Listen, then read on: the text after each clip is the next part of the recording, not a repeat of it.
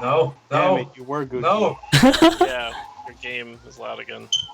Is it really? I Yes. had to join like a 1. Wow. All right. On 0. Damn. Right when I unmuted it too. What?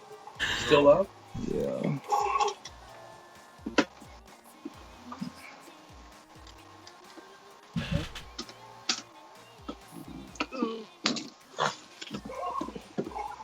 Still or no?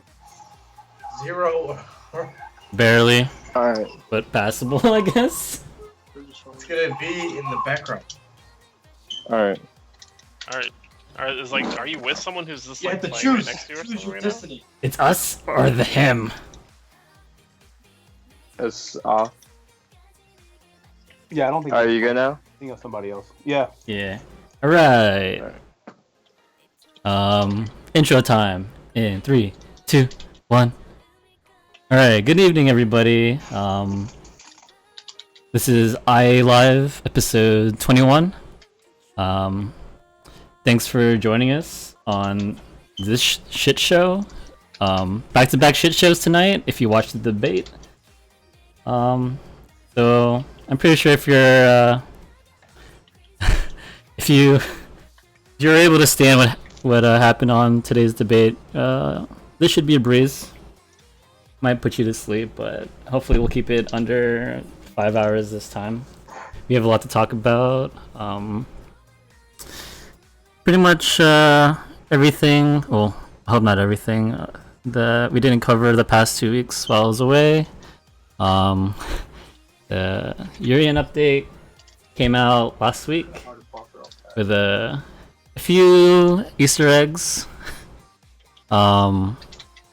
And then some tournaments that happened this weekend, and then Ultimate Street Fighter Season 3. This week we got K1, OG on, Jibbo, and then Late Ass Fumi. So, Hey. let's get started. Hey Jay, since you know it is playing catch up, is there anything you want to say about Japan since you were not here in America? Basically, that's why the show wasn't on. Oh yeah, Yeah. that's true. Yeah, I'm going back in April. I just booked my flight after hearing about the debate. So I'm gonna take a vacation from this place again. But Japan's pretty sick. I played a necessary amount of BlazBlue. Wow. That was probably the game I played the most. I played a little bit of SF4, and I remembered why I hate SF4. Oh no. I played a lot of ST What because is the reason why you hate it? I just hate playing my character in that game. What is your character? Oh, Balrog? And I played against some like Japanese Ryu, and I was like, I don't want to do this anymore. I played a lot of ST too, but it's pretty fun. Seeing how many people actually play that game. It's like 10 cents a game, and then like it was like around noon, and a bunch of like old ass men were just coming by and just like lining up to play. So that was kind of weird. Amazing. That's awesome. Were they all badasses? Yeah, I played against a Dulcim, and he beat my Balrog a few times, and I switched to Ryu. I beat him, and then he like left for a little bit, got more coins, and then perfected me like twice with Cammy. So feels bad, man. Japanese is pretty sick. I mean, Japan's pretty sick. I wanted to go to Esports Square like so many times, but I got blown up for being late, or there was some like private LOL event, so that was pretty ass. But yeah, you guys should go sometime. Check it out. Take me with you. Recommend it too. Even Japan, Yeah, Evo Japan. maybe. When is that? January 2018? Yeah, man. Jesus Christ in That heaven. is so far. I know, Yeah. right? movement. Yeah, I thought they were gonna announce it for next year, but. SF6. Wait, is the Just in chat time. working? Say what? All right, it's working. Okay. But yeah, anything you guys want to talk about from the past 2 weeks? Was it TCW? Where do we begin? Oh no, I- again, Fumi? My God. I, Yeah, how's I- TCW for you guys? I just don't Oh, boy. know. All right, everyone, buckle up your seatbelts. We're just Fumi's gonna right take at us for a TCW, ride. Just go right for the throat immediately. Let's go for I it. mean, That's- anything else on your Okay. I agenda? mean, you guys don't want to hear about Baltimore, really. It's not that interesting, my neck of the woods. Do you want to start off with positives? Well, Let's do that, Fumi. of TCW or just in general? TCW. TCW. Okay. Let's see. What was positive about it? It was There was not. beer. It was. I can't do it all bad. You saw how I was doing it a stick every time. What? Well, you could get the $15 t-shirts and stuff, so. Yo, Jan, you gotta reach my. You gonna talk to the other dude, dog. Yeah. Oh, no, I was talking to you. I was saying the TCW $15 t-shirts. I t-shirt? mean, yeah. Oh, the Like- shirts at the venue. Yeah. Oh, You can always grab them. that was cool. I guess After the that was a tournament. positive. They had cool shirts. Yeah. Yeah, man, per shout out game. to TGS with some 6 shirts. Stay solid is my personal Stay favorite. solid. Also, I would say another positive was the the crowd on Sunday was just us being loud. It was fun. Oh, That was yeah. Mortal Kombat was entertaining. I think their crowd was much more enthused about their game than I was.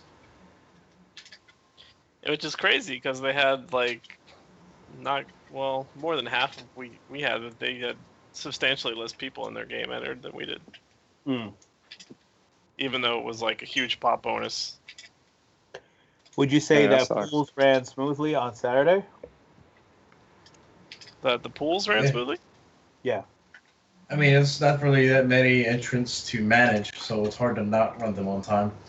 I mean, you would be surprised at the world that we live in. But you're right. I mean, we got to take a positive as a positive and say that at least SF was ran on, even though it was late, it didn't take too long to get through everything. It actually finished before MK, which started like an hour before it, but that game is really long, how they play, so I guess that was going to happen. We had Is that it? excessive Is that the amounts of time. positives? We knocked them out? I'm really reaching here. Oh no, guys, come Here, on, there was man. This sounds awful. It's not that. I had a good time. I thought it was. That's a positive. Your experience. I mean, but my time was because of like you guys and hanging out and drinking and I had a few beers and that's about it. I mean, you guys didn't have to travel so far, and you went to Yeah, that's the positive for me. a Virginia Right, Beach like 5 landmark. minutes away, man. Yeah. Yeah, I think Yeah, I all wish things I had a considered, major I that still. close. I think all things considered, I still would have preferred to go to CCW rather than Civil War, just because of travel costs and uncertainty. Hmm. I mean, I have to disagree. I was gonna say, if you look back at it, maybe. I mean, look, I In don't know. hindsight, you know which one's Hindsight, better. yeah. But I mean, I think I made the right choice. Hey. Well, yeah, good stuff. I liked another positive that a lot of people that don't come out, that live in our scene, came out, and I got to talk Oh to yeah, them good again. point. So that was great. Hopefully they'll come out more. Probably not, but at least It's we hard had these days. that interaction. It is Yeah. hard these days. A lot of people, Pickles just reminded me in the chat. A lot of people had great things to say about the production and the commentary specifically. Yeah, I heard you Oh, guys had really that good Shock stuff energy from drink was great too. TPS. Yeah, I wanted to try that. I just was like, I don't know. I don't know if I did. He just Maybe I would he's in a have. bummed out mood the whole weekend. Yeah. Potentially Maybe I new and exciting things. Not interested. Man, just like chemical substance. I mean, obviously it's not like super cracked out like some of the energy drinks as far as what they were telling me, but I don't know, man. Just personally speaking, I don't know what the hell it's gonna do to me. So I was just like, maybe not the best idea to try something is when you're about to play in the top 8. It's just caffeine, bro.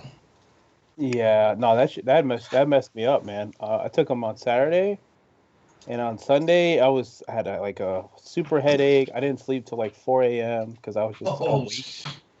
Damn, Like, yeah. No way. Are you being serious? Yeah, the catalyst That's shorts. intense. Yeah, they just keep you up. I mean, I was tired though. I didn't feel like energized. I just couldn't go to sleep. It was bad. You know, maybe if I was like doing a Daigo cram session of trying to play 15 hours, it's a good idea. But I would not ever take them again on Saturday. Like if I was tired on Sunday, or if I was trying to drive home after a major, I would definitely pop them because I couldn't sleep. Like I tried, and I was tired, but I just could not fall asleep. It was crazy. Fuck, I still got G Fuel in like my glove compartment. Oh, wow. no. Yeah, I still have G Fuel on my desk. Damn. You trying to get turned up? Turns up on G Fuel. Let's talk about some critiques then, shall we? Yeah, let's go with needs improvement before the blowups. Oh, whoa. Oh no. I thought No. those were the blow-ups. No, It I gets don't know worse. about that. All right, Alright. what needed improvement? Okay, that was acceptable but could have been better. Venue? Venue was service? venue was totally fine for the numbers that we had. Totally fine. I think that it's fine from a serviceable standpoint. Like, yeah, this venue will house everyone to play games, and there's enough space to walk around. So yes, you're right, DP. So that's the critique, is that it is serviceable, but I'm not paying $50 at the door to go to a Dave & Buster's. Oh, that is a good point too. If I'm you just not think of doing it that Oh, way. was that? Yeah, you gotta think of it in terms of value. Yo, Like, you heard Jan? He was like, "Oh, it was at." See that? Yeah, I was like, oh wait, I did remember reading tweets about that, and I was like, ooh. So what is he? Oh, What is he no. supposed to do then? As just far as money. think How many about, like, people were there? Like, what was the turnout for it? for Street for the Fighter? pool? There was like For example, 60 people, I believe, and I think If I had was to guess, maybe 200, 300 people showed up for the whole thing. Oh, no, I don't know. So- absolutely not. You don't I think would, so? I would say about No. 150. It's about 150. 150 in There was total. 60 people for Street Fighter. There was Okay. 40 something for Mortal Kombat, and in the Smash low Bros. 30s for Smash. Seriously? Okay. Yes, it was I in the thought low Smash would 30s. have It a was like bigger 31 turnout. or 32. Smash did not come out, man. They were like past. So total entrance period was like 120 to 130 or something over the 3 games, and you have to at least think half of those people entered multiple games. Maybe not half, Yeah. probably like a third. So it was definitely less than 100 people, I would guess. Yeah. Dang, that's kind of rough. But I mean, I guess for the space and stuff, I could see that. And so I haven't been to this particular one, but I'm imagining like the size of it, like it could house that many people or so. But for growth, they would probably want to go with something else. Like You think he guys got were the saying. venue for really cheap? Do what? I feel like they charge like a lot and stuff. He definitely had to rent out for, the party room for like 2 days. yeah. And I noticed he kind of condensed it for Sunday, and that's great. But I mean, how expensive can it really be to rent that out? They It probably wasn't have, that like, expensive. family That was birthday parties. my whole gripe about because remember that price that they were going with, the 35 pre-reg, 50 at the door, was under the assumption that it was still going to be at what's that thing? Is that the Scope? The Arena? Scope, right. There you go. So the Scope is huge in comparison. Like the Scope was too big. Like that's how big it was, and Yeah. that was the price point that they went with. Then they moved it to D&B. Price point didn't change. So that was my critique. Nothing adjusted. Oh Exactly. yeah. Yeah, that sucks. Basically, I felt like that was like some super cheap. Like I would Cop out. this is when the Dave and Buster's is acceptable. Like the tournament is a month away, and then the scope like explodes or something. And you need, Everyone knock on venue. wood, You need a please. new venue. Let's go to Dave and Buster's. Okay. What do you think about if you sold it as if going to Dave and Buster's was cheaper? So it's like say it was just $20. Yeah, then it would have been fine. But that was never the idea, and that was never even brought up. But actually, no, of course not. Of course not. I'm speaking like theoretically. Like why not though? That would be a great venue for that cost. If you can sell it as a major that's like affordable to go to and it's at a good place, then that would be fucking fantastic. Well, Yeah, because then everybody would run out of Dave and problem, Buster. though. But then you run into a tipping point where you can't win. Because if you do get the people that you want and it does sell, then you're screwed because the venue's too small. We clearly didn't have that problem. Yeah, we did because there was not a lot of people there. There was 100 people there or less. That's a separate problem than like. I mean, it's a better problem to have too many people than to overprice Dave and Buster's and wish what could have been. You know what I'm saying? But do you think that was the problem? I mean, I agree that it is a That problem, but was that the reason why it was not that many people that attended? The price, I will 100% tell you right now, from the mouths of the lambs, from the mouths of babes themselves, the price of the venue and the tournaments was a direct impact on several people. Pickles said it himself, man. $50 at the door, get to stepping. He said, "I'm not going down with that." Zach was not about to go until someone. But what's the difference? What's the difference between having that and then having it at a hotel who doesn't have anything else to offer? I think it's just about the setting and the situation and how everything all together fits. Like if you have it at a hotel, like you have your own ballroom, you have your own space. You don't have to worry about infracting on their rules because they had rules like nobody can bring in food. So you're pigeonholed to eat Dave and Buster's, or you have to leave and not come back until you eat, and then come back to the venue with no food. You know what I'm saying? Yeah. And like you when you go to a major, I can go same get thing in the hotels. I mean, maybe it is, but I never see it enforced. I'll give you that. I see people But eating. you can't bring food. You see, John doesn't even know. Yeah, because like I could go and bring in like Wawas and then be chilling in the ballroom and stuff at like Big E joints and stuff, and it's like it's normal. Well, because that's what is maybe against the rule, but it's not enforced. But at Dave and Buster's, because they're in direct competition, because they sell food there, right? So when they see it, they're like, no, you can't bring that in here. But it's because it's against. It's like it's direct competition. You're bringing in someone else's food and enjoying the Dave and Buster's experience. Why don't you get you a Dave and Buster's hamburger, son? Yeah. And the convenience of a major and being in a hotel, the reason why they're at hotels primarily instead of convention centers or whatever. It's a fucking hotel. Because it's a fucking hotel. Yeah, it's convenient. You can, the people that go there who are FGC heads that aren't like crazy competitive, but they still like the tournament experience. Like, who's a good example of that? Steve. Big old Steve. Random black guy. You know what I mean? He's not he's not going to win tournaments, but he's going because he loves the scene. He likes to have fun. So he's going to go to the hotel. He's going to get turned, chill out, do his thing.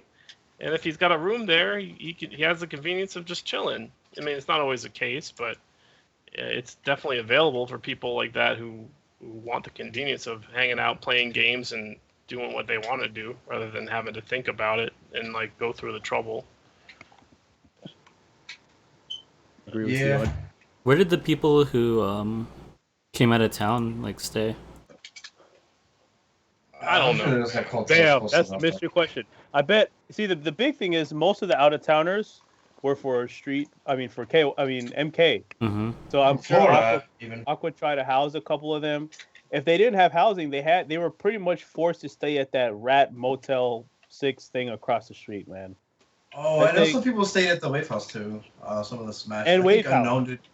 Yeah, but there you go. That shows you that it's not supporting a major, because if we had a major and mad names from out of town are coming, that's not going to work. It's not going to be, Yes. someone needs to house this guy, someone needs to house that guy. It's so Fumi Maybe they hit anticipated that. the head on the nail. Well, they did anticipate it because they were expecting more people to come. It was just that the fact that I think they slowly realized over time SF won't be that big because of CPT, and everyone always goes to Hey. these things. Look, let's be real here, man. What was there any planning involved in this? I mean, because I really feel like there was no planning at all, like communicated, besides like getting Digital Pro Sports there. Like, but that's the No, norm. he needs a promotion crew for sure, and he needs to like communicate better with our the leaders such as ourselves and like, get the word out. But I mean, some of it's not anybody's fault. It's the interest in the game too. Yo, Colin said Star Killer, the Guile player, he stayed with Ray. Jesus Christ. Oh. Lord Well, that's Jesus. probably not Ray me. That's probably Tekken Ray Jesus. Goki. Yeah, that's what I'm saying. Ray Goki. Yeah. But again, it's the same thing, man. People staying with players. I forgot he was even out of town as well. So There's a guy from New York who stayed. He actually had family down there, but he had a great time. Oh, that's positive. Ultimizer, yeah, man. Shout out to Ultimizer for running brackets. Yeah, David is a man. Every tournament I go to, he's running brackets, doing his thing. Yeah, he's hype. I like him. So, yeah, I said it before and I'll say it again. I'm not real big on going to any more tournaments that'll be held at Dave & Buster's. Like 0% big on it. Like I don't care. I just don't want to do it. Yeah, it's dead to me. So is it the cost that bothers you or the location? It's both, man. First off, I'm not into Dave & Buster's. Secondly, like if I go, I'm gonna take like my niece and my nephew and I'll watch them play bad games. Like I'll do that. That's fun. Like that's fine. But you hating on Time Crisis, man? Yeah, there you go. Like to go and like sit in this small room and it's like it's just unneeded. You know what I'm saying? We can just go to the store because it's the same people. We have a projector at the store. It feels more intimate as well because of the setting. I would just prefer to go to those events. Or if you want to do the whole major experience, then do it properly and don't cut corners, I guess. What's interesting is the first Street Fighter V tournament that we had pretty much the same amount of entrants, and we ran it in a day. More entrants. And more people from out of town came to that at the store. There was like 5 people from Nova that came. So we could have TCW at that game store next year, really. Definitely. Yeah, man. Honestly, it's kind of ridiculous, and I don't know. I just felt like the entire event was just kind of lackluster. It felt like just general apathy about the event from everyone involved. Well, when you come from CEO and you come from just CEO basically. CEO is like the bar for like majors, like the kind of showmanship and organization and well run it is. Like it's hard to fuck with that once you go through there and but what can you do? Well, everything. I mean, in comparison to any major that I've ever been to, I mean, it just felt like the planning, and the execution, in the terms of yeah. If you really want to make something out of it, think about the kind of crew that Larry has and Biggie. They have their fucking families doing shit like all over the place. Who does Ray have? He has Aquaman. You know what I'm saying? Like he needs more people. Yeah, it's people for sure. That's the number one thing. Absolutely. I mean, I was never. No one ever came out to me within the last 4 to 5 months. Between TCW and before that, no one approached me. I was initially approached during the very first planning stages, and then nothing happened after that. It's very weird. Maybe they were just waiting for you to provide your goods and services. Look, man. Let's just kill the elephant in the room, man, and just shoot him in the head and dead it. You know what I'm saying? No. If they wanted to be successful, people gotta check their egos at the door and realize that it's too big of a task. You know what I'm saying? To handle everything. I Who's think that person? Aquaman should focus on NRS. The NRS people are loving it. A lot of the pro players are loving it, but it's unacceptable to have other games pigeonholed, and get shit on because they're not getting the time. Let's go blow up KOF since we're talking about things. Yeah. Can we get a link to the trailer with the headline? This is the first major for King of Fighters, and Where's that the was trailer? There was a trailer, yeah. Yeah, there was a trailer, and that was one of no. the big promotional tools. I mean, I don't know how many views the trailer got. That's kind of interesting for me to see too, actually. But that was one of the draw-ins for the tournament. This was the first King of Fighters 14 major. No one gave a shit. Okay, so let's recap KOF. KOF was supposed to start at 4 p.m. Okay, roughly around that time, and it's a tournament, so sometimes I expect things to start roughly within 30 minutes of a given time frame. I've never been to a major, and I've been to a few this year, where if I had a pool or something to play, I didn't have to wait more than 15 minutes for it to start from the time that they said it was supposed to start. So 4 o'clock rolls around. I go to the KOF room, the little anime room that's behind the dining area. It's about the size of my actual room that I sleep in and that I'm talking to you guys from. And That's sad. It's pretty sad, yeah. And they were playing Guilty Gear in there earlier, so I know there was stuff in there. I go to the KOF room, nothing is on. Everything is off, right? So I'm okay, well, I don't know what's happening. So the great thing about it is there was a lack of communication. Long story short, KOF started about 3 hours after it was supposed to start. So around 7 p.m. or somewhere in that time frame. And let me add to this lack of communication part here. I didn't even know this room existed. I never set foot in this room. I didn't even know it existed until Kevin just mentioned it right now. Wow, really? I swear to you. Okay, so what happened roughly is that they were supposed to stream, Zat was supposed to stream Guilty Gear and KOF. So they put him in that little baby room. The internet in there sucked balls, so nothing was working with the stream. He got frustrated with it, and then after Guilty Gear, he basically just cut everything off.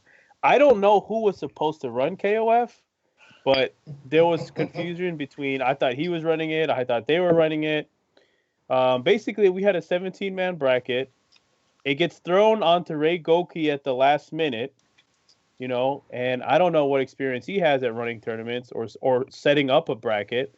I mean, it's very easy to call matches when the bracket's set up. Great, but, I guess left to his own devices, in the heat of the moment, he just put the 17 names into 2 pools, which was whatever, I mean, we can split hairs if we want and say it's not supposed to be done that way, but that's beyond the point. But that's beside the point. And then he's trying to call matches. So for 17 people, it didn't finish till almost damn near 10 o'clock. So I don't know what was happening. Oh, and here's the kicker. So even though Street Fighter was done, so Street Fighter was using no setups, all that space that they had, there was maybe 1 or 2 people playing casuals. They decided to play KOF in this little corner beside all these boxes and crates. You could barely get into you had to wait for someone to finish the match before you could sit down because there was no space on that little side. Barrel on the side. Yo, that is such a poverty situation. It was very poverty. That sounds so anime. KOF was pretty poverty, and there was no pop bonus for the first major of KOF. Wow. So I don't know. And here again, we blow it up to say this, man. I think that if they want to do TCW again, you need to get people that care about those games to take care of those games, because the current formula is definitely favoring NRS, which is fine because Aqua plays NRS, but he's not showing the ability to manage everything like he wants to. He wants to be the conductor. He wants to, put on the blazer and with the microphone and all that. That's great. But if you want to do that, then you need to keep your shit tight, man. That's all I'm saying, because I've been to, I don't know how many majors this year. You guys know I've been traveling, so I see what it takes to run the show, man. It's not easy, especially if you want to play. He was playing on top of that, so you got to think, man. This is just you're just setting Yeah, it's yourself hard up. to do. Yeah, you're setting yourself up to succeed or fall short of how you want to succeed. So I hope in the future that they are able to, come together and say, hey, man, you know what? I think we need to get this person to help us run this person to help us run that. So that way I can focus on NRS and I can partner with Warner Brothers or whatever and make it like a super big tournament for MK or Injustice or whatever they're going to play next year. So let him do that and let other people do what they should do for the other tournaments is what I would say is my critique. Wait, you mentioned being a TO and playing. How does that work with like seating and stuff? Well, here again, I guess you want to blow that up. That's a good segue, Jason. So he plays in the NRS community. I don't know who seeded their brackets, but I spoke to a lot of people in Sova, and they were saying that, or they felt that the seeds were off, even though no one said anything. That's what they told me. So I don't know why they never spoke about it. Basically, they were all put into seeds with people with like well-known players, right? So, for example, Yams was in Sonic Fox's pool, but Aqua, who is the TO, did not have anyone worth mentioning in his pool. That's what was told to me from the NRS community, our Sova NRS That's community. I was also told that it was he himself who seeded it. So I don't know if that's true or not, obviously, because I never brought it up. So we have some player bias. Community, and it's not my. I don't enter that game, but that's just what I heard. Yeah. Yeah. So basically, there's a lot of shenanigans in that area. Traystar, the god, has just said the seeds were way off. Aquaman got an easy pull. You're right, Trey. You're right, man. I mean, and look, me and Matt were kind of talking about this the other day. For the size of TCW, like there's nothing necessarily wrong for for you running a local tournament and playing in it as well if you're the TO. But the second that they go and you got Sonic Fox, you got Rio, and all these other people that are well-known names for your game, and there's a huge pot bonus, and on paper, people that even don't play your game say that you have the easiest pool, and you're running the tournament, then you're starting to allow yourself to take some shots. And you're the front man for the tournament itself. You're not just running the game. It's his name's on the bottom line, basically. This is Aquaman's tournament. You don't want to turn into a gin master. Yeah. That's exactly Oh what it was. no! Back from the grave. What's the Gen Bring back old Master? memories. Oh no! J-Time Someone 1 gotta and educate 2. My friend Jan, man. Jan's asking who's the Gin Masters, man. Oh, Yeah, story time. be my guest. I mean, there's not, without going into incredible detail, I mean, Gin Master Comeback was tournament organizer. Just didn't pay people. Tournaments were shit. He was a weird dude. I mean, what can you say? Yeah, he was just a strange bird from Sova, who kind of like a drifter almost is like the best way I could describe him. He was from here. Yeah, he was from your side of the water, like Hampton, Yorktown. How is it that goofballs always come into power and run our tournaments? I don't know. But same idea. He thought he would, step up to the plate and start his own major for Tekken, and he came up with J-Time, and he ran it in somewhere in Northern Virginia or Maryland or something like that. I forget where. Eric B, you scumbag. Yeah, and I heard about that guy. He, same shit, same criticism that we're giving Aquaman, where it was given to Gin Master, and everyone kind of, felt J-Time was always a joke because of that. There was a lot of other little scandals involved in this tournament involving him unplugging a game while he was playing to replay a match that he was about to lose, but just normal shit. Will there ever be like a well-run tournament? And so That's not a local. yeah, I don't know, man. Our TOs are pretty ass. I mean, look, I know, and I don't want to do it. I don't want to run a TO. I don't want to be a TO. But you know what? Sometimes it's like if you don't do it, it's going to fail. You know what I'm saying? I don't think it's a hard thing, but I just think people are. I don't want to say they're in it for the wrong reasons, but they're not doing the logical things that they should do. Like this is not your first rodeo, man. We've all been going to tournaments for so long, you know. If for real, if you want to learn how to be a TO, all you have to do is go to tournaments and see how they run, see what people don't like, what people like. It's very easy. I don't think it's very difficult at all. I don't know. It's just for whatever reason, the execution has just falls short, you know. Yeah, to me, it looks like it was. I mean, for lack of like a better explanation, it just seemed like a take a shot at the community and see if they can make some cash. You know what I'm saying? With as minimal effort as possible.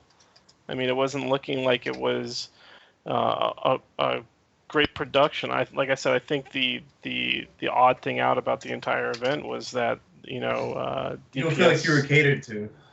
Well, yeah, as a player, but I mean, the good thing about the event where they hit the nail or hit the head on the nail was the production and the stream, and I think that they did a good job of like coordinating all the matches and going for making sure the stream was tight. But as far as like, I wonder if that's what. Continue. As far as like the promotion of the event and as far as the execution of the brackets, the seeds, the making sure the venue was tight, making sure all the players were having a good time, etc., etc. Like I felt like nothing was up to par. It wasn't bad, but it definitely was not at all memorable. Besides Sunday and just yelling in front of the crowd, like Kevin said.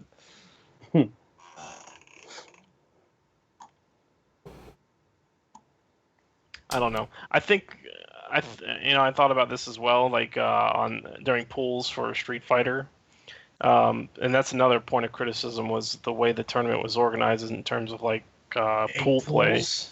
8 pools of 8 is kind of ridiculous because it prevents the people that did come from out of town and more so the local players from getting a chance to play more people, like because if they're not coming out of their pool, then they're resigned to play somebody twice, and they're probably going to get double jeopardied. So it's like at max they'll get to play one person who's not from the area, and they just paid 40 or 50, 30, 35 or $50 to do that. Someone like Jake Brown or I don't know, McBay, someone like this who might have been able to play one person not from Sova, basically, for that amount of money. It just doesn't seem fair. Yeah, when you put it in terms of how long you played and how much money you put into it, just fucking low tier. Yeah, exactly. I mean, I feel for those guys. I mean, the guys. I mean, I had to double eliminate Jake Brown from my pool, and he was devastated. I paid $50 to go 0-2, and now I had this stupid ass David Busters that have fun shit like. I mean, he didn't go 0-2. I mean, I'm saying that worst case scenario that probably happened to somebody. Yeah, but of course, someone has to. It's the life of a bracket. Yeah, okay, that was the thing too. Thank you, McVeigh, for bringing it up. One thing though, I know we probably hashed it out in person already. The top 16 to top 8 cut, and then the break after that was preposterous, man. That was rough, man. Yeah, you come in focused, you're ready to play, you play, you expect to wait, but 4 hours later, it's like, I mean, I don't know, maybe it's on me to stay more mentally prepared and try to, focus in and zoom in on things, but I feel like if you want to make MK the main event, by all means do that, but just knock out SF in the first half of the day, and then you can, go through all the MK matches that you like at your heart's discretion, man. I don't know what the intent was behind that. Maybe it was to like balance the viewers, get the No, the viewers weren't balanced. Street Fighter's watching it now, they're waiting for more combat. I see what you're saying, but I looked at the chat, like during the SF, all the chat was talking about was MK, even during Street Fighter. So they were there. Like the promotion was so bad. Like you didn't hear a word about TCW on Event Hubs or sure you could or any kind of social media that I know of. Yeah, no, I didn't either. I didn't see any posts on Reddit either. Yeah, definitely not for Street Fighter. It was definitely just marketed for NRS, which is fine. But then again, if you're doing 16-8 and then 16-8, it's like you're doing it for the sake of doing it because that's what you see other tournaments do. Like you don't know why you're actually cutting from 16-8. You're just like, okay, we need to have a little bit of Street Fighter, then we need to have a little bit of this, and we need to go have some more Street Fighter. It should serve a purpose, Like, yeah, top 32 down to 1 is probably going to take all day. So you stream some of that in the early time, then go to the finals for the other games, and then you can come back to it, or vice versa if you want to make MK the main game. Look what McVay said. Marvel had 12 entrants, and they started the tournament at noon, and they cut down to top 8. They literally eliminated 4 people, and then played a top 8 7 hours later. That's awful. Like what? Why? What's the purpose? Except just to piss everyone off. Yeah, you're just doing things because you see other things do it, and you're like, this is the way it should be done. But that's the way it should be done when you're dealing with hundreds of people. When you're dealing with local numbers, just do it normally, and let that be it. Yeah, the what shows a lot of character is the ability to like adapt to a situation. All right, so it's like even if it was decided best by the community or Ryan that the way they did it was the correct way to do it, and so be it. But there was never like, hey guys, I realize there's only 12 people in this tournament. How do you guys want to proceed here? What do you guys think? Should we cut it and do it like we planned, or maybe some other alternative that we can think of? What do you guys want to do? I feel like I identified that Ray is open to help, but he doesn't pursue it. Aquaman doesn't invite other leaders. Correct me if I'm wrong. That's why I feel like if one of us stepped up, it would be like, why are you doing that? It's not necessary. Yeah, I mean, look, let's be real. We tried to offer our insight and our help to him in passing at the first Dave and Buster's events, and he brushed us off. I mean, that's it. Plain and simple. He just brushed us off and was like, thanks, boys, and then just walked away. It's godlike. It's not that we didn't try. I mean, we tried, but it's whatever. I mean, I don't know. It's ship sink. Exactly. That's how I feel about it at this point in time. I came out to support it, and I kind of gave Robin a cold shoulder, unnecessarily because I didn't want to dog my own local community or I just didn't want to show the boys here at TGS, particularly Ray, that I wasn't going to support this, even though it's right in my own backyard. I thought that would have been very poor taste. That's really shitty.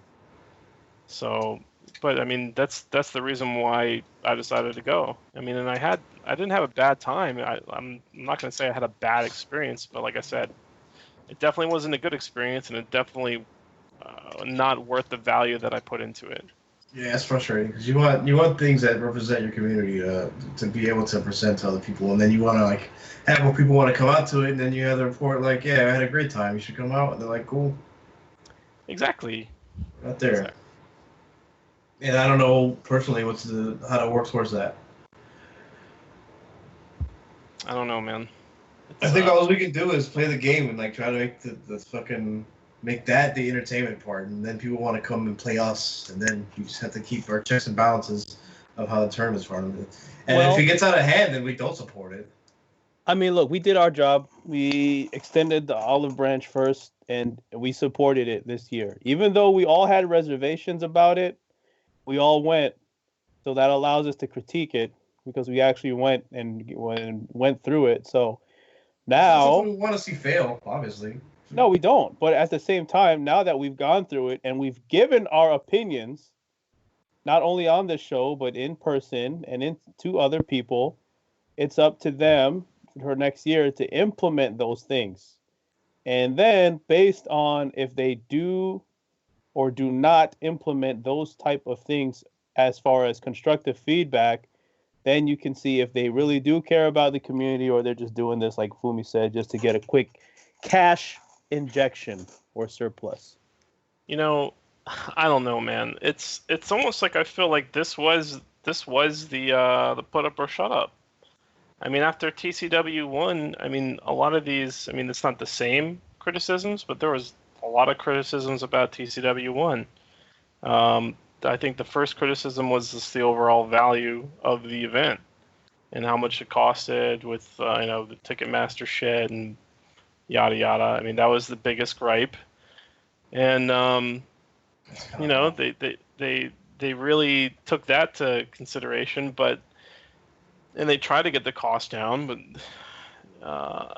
they kind of let all the other important things slip in terms of like the production and the promotion. I think it's crazy to think that I think TCW 1 was promoted better than TCW 2. Is that fair to say? Yeah. I would say that. I mean, TCW 2 also had a lot more money in it. So, I mean, I guess that would also help in getting the word out or people just saying stuff by word of mouth. Oh my God, $7,000 in pod bonuses or whatever. But this year, it didn't seem like it had that same buzz for sure. I give you that.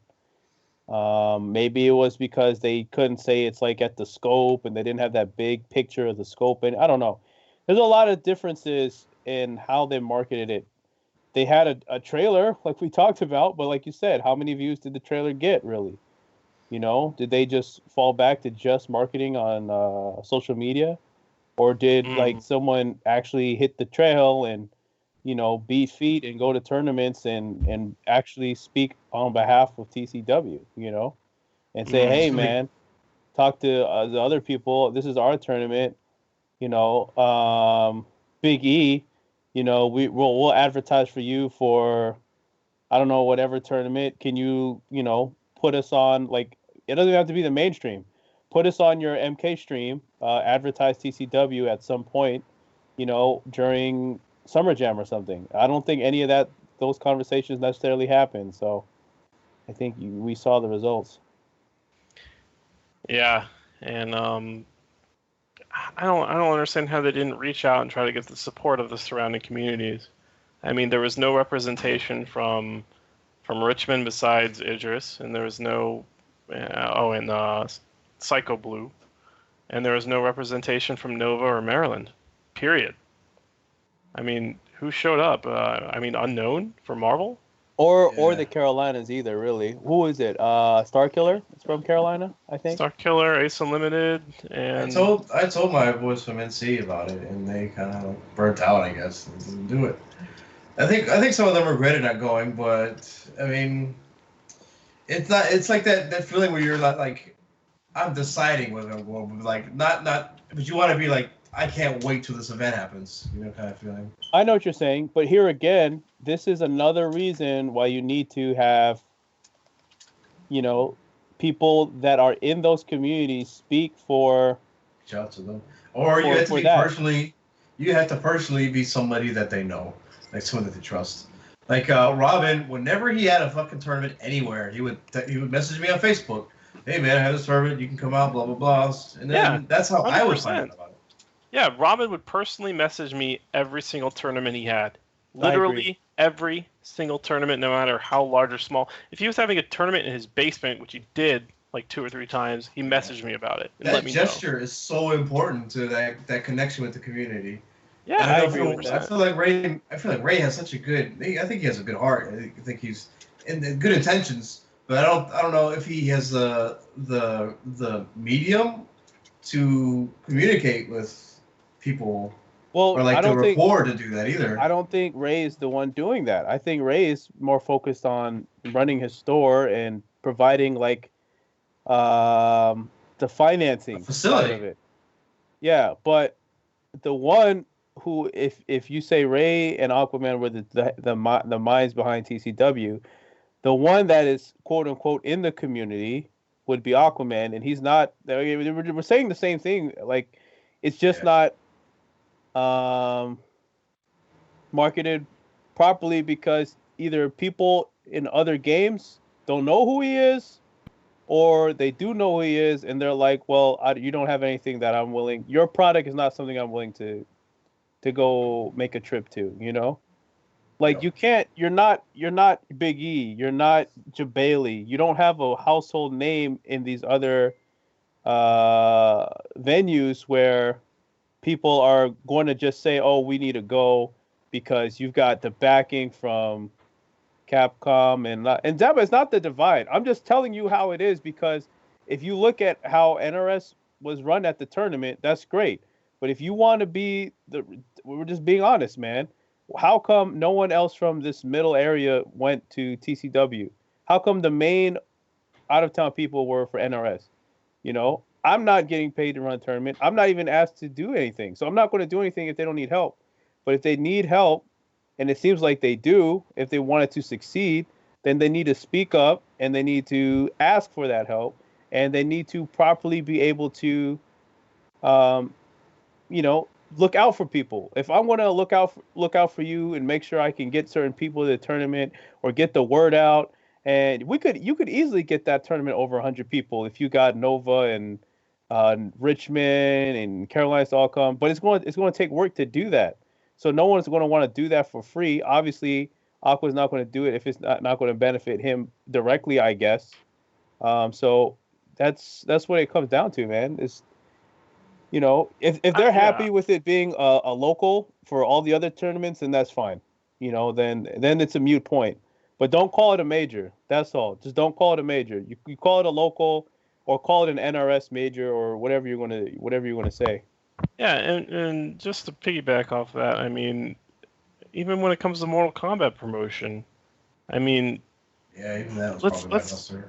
yeah, obviously it was. It got less people than Street Fighter. Yeah, I mean, Street Fighter had less of a pop bonus, less of an outreach. I mean, had no community support basically, and it still pulled more people than the MK tournament. Like, so what happened with MK? Um, I don't know. I don't understand. I don't know. For me, I don't think MK is as big anymore and stuff, but it seems like they're still heavily invested in stuff. Like MK up north and stuff died and stuff. Like Sova was running and stuff when they did their stuff, but even like they realized that there was no point in coming up anymore, so like they just kept it down there and stuff. So I mean, I respect it, but I mean, Street Fighter is a newer game and people want to play it and stuff. More people, obviously, because you got larger tournament and stuff, but Well, if just that's the not any case, support. and if that is the truth, and I do agree with you, then why wasn't more effort put into pushing that agenda and Because capitalizing on that? because you got the wrong people running the show. That's what it comes down to. Okay. Just mishandling it and stuff. And I mean, I don't know all the guys personally and stuff, but it just seems like it's just mismanagement and stuff. They Well, I mean, had too much food on their plate to handle and stuff, and it's not up to you guys to really run their show for them and stuff, as you guys have been talking about and stuff. so Jan, you're the actual outsider here.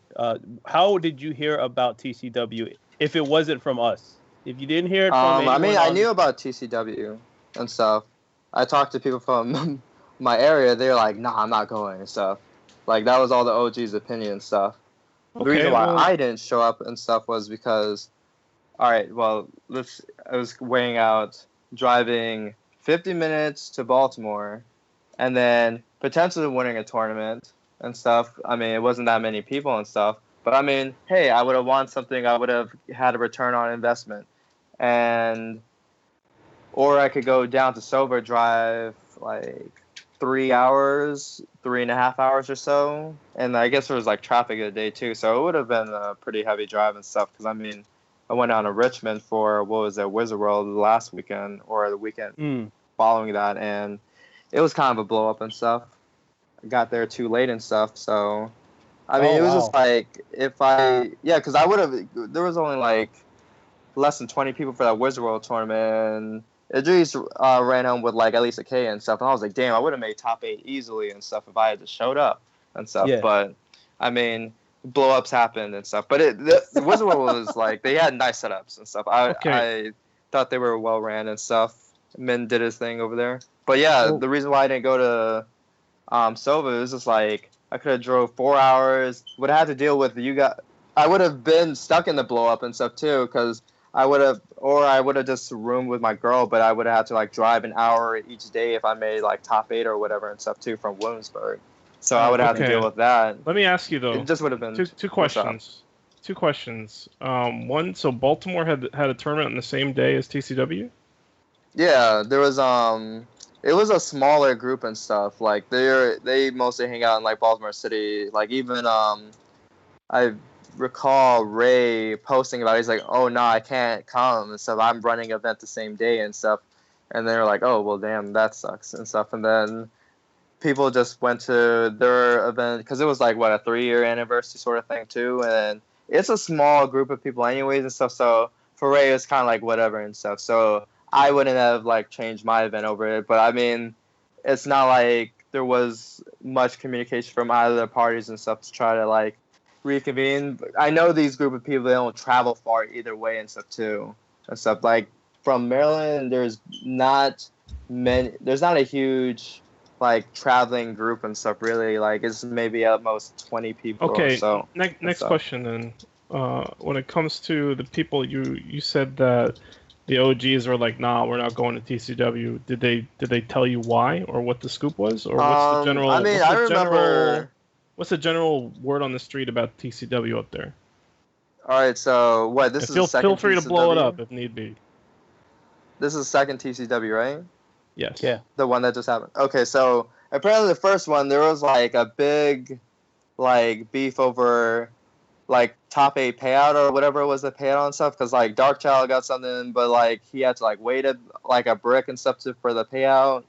And then I remember this was like on the Facebook group, so it was like a brick and stuff. And then, like I remember, like I just looked on Facebook now and saw like Aquaman and stuff. I remember him like commenting and stuff like that in there. And then there was like a huge like argument, and then there was just pretty much like, yeah, we don't really support it. And then I was talking to Rugal and stuff, and then I was like, oh, I'm surprised you're not going there. And he was like, nah, fuck that shit and stuff. So it was like. He had some strong words and stuff for it for sure and stuff. So I was like, oh damn, I could have taken this tournament free and then ended up getting second place to Rugal, Double Jeopardy stuff. But I mean, I still got paid, whatever. So that's interesting to me because I was told by the powers that be at TCW that Rugal was supporting the event. I mean, he doesn't tell anybody to like. I mean, I guess like he gave their blessing in terms of like advertising in like the DMV group and stuff. I mean, I don't think he was like really telling people to come out there and stuff like that. I mean, you guys didn't see his pupil out there or anybody else and stuff like Steve H and stuff like that. So like, I mean, there's not really that much support and stuff really and stuff from their end and stuff. So I mean, that's the only thing I can speak on that and stuff. I mean, I think he also had like a wedding and stuff too. So that was another thing and stuff. So the man came from a wedding, came to this tournament mad late and stuff, and they held it up for him too. And I was kind of pissed about that. And then he ended up taking first. So I was kind of salty. I got blown up. Well, that makes me wonder what kind of support that what the deal was there. Just kind of curious as to myself, but Oh, well, that's good information, man. So that's kind of what I thought was the case. But I don't think that's what they thought was the case. And Yeah. you know what? I think that there needs to be a little bit more ear to the ground Unity. in the community about this stuff Yeah. because apparently there's a big disconnect, and either it wasn't known or it was known and it was just apathy about it and no one really cared. So Yeah, I think there's a lot of apathy for sure and stuff. I mean, we do need to work a little bit more and stuff between DMV and Sova and stuff because I mean, yeah, it is quite a bit of a distance and stuff to drive and stuff, and nobody wants to just be the one guy putting in the work in that sort of relationship. But it's just like we gotta start somewhere and stuff too. Because I mean, I message you guys heavily and stuff, so Yeah. I would like to support you guys and stuff. I mean, especially you TGS guys and stuff too, because I mean, I met you guys personally and stuff, so I'm like, oh yeah, these are cool peoples and stuff like that. Well, yeah, Jan. I fuck with you and I fuck with Lud. And the couple of dudes I saw like at CEO or wherever. But like you said, it has to start somewhere. But here's the problem: I'm not TOing anything, or I'm not assigned to do anything, so I'm not speaking on behalf of something just out of like the goodness and greatness of whatever. You know why? Because I'm gonna still see you at the next tournament, whether that's the Fall Classic or wherever. So our relationship's Gucci, But like you're saying, if they want those people to come out, then you, like you said, when they're talking about last year and the blow up that happened last year, they need to really hash it out or let it fall to the side, which is fine if you don't care for other games to be supported. And it's not about necessarily giving your blessing or blackballing. But most people in their scene usually tend to follow off whatever the top players are doing. It's just like a pattern in life. Like yeah, it's like the leadership, really. Yeah, if you're a captain of a football team, it's the same concept. So if me and let's say Matt or DP, if we all said, you know what, I'm not trying to go to TCW, I guarantee you they have a lot less people. Not because I want less people to go, but that's just the natural way that things work, Yeah. So, and that's speaking from you and your scene when you said you asked the OGs or the people that are looked as leaders in the community for those games, and they're saying, nah, fuck that, I'm not trying to mess with that. Then most other people aren't going to give it a fair shake, even if he advertises in that group or does that or what have you. Yeah, because it's like it's not going to mean anything. It's just going to be just words. I see those posts going up about TCW, and they just stagnate. There's no comments, there's no likes, there's no nothing. It just sit there. No, there's like it's a lot. Like it's even with like the other venues and stuff. Like because people will try to get out the word and stuff more frequently and stuff, but it's like what I know is because I mean we have another venue and stuff like in DC and stuff, which is like pretty close to me and stuff too.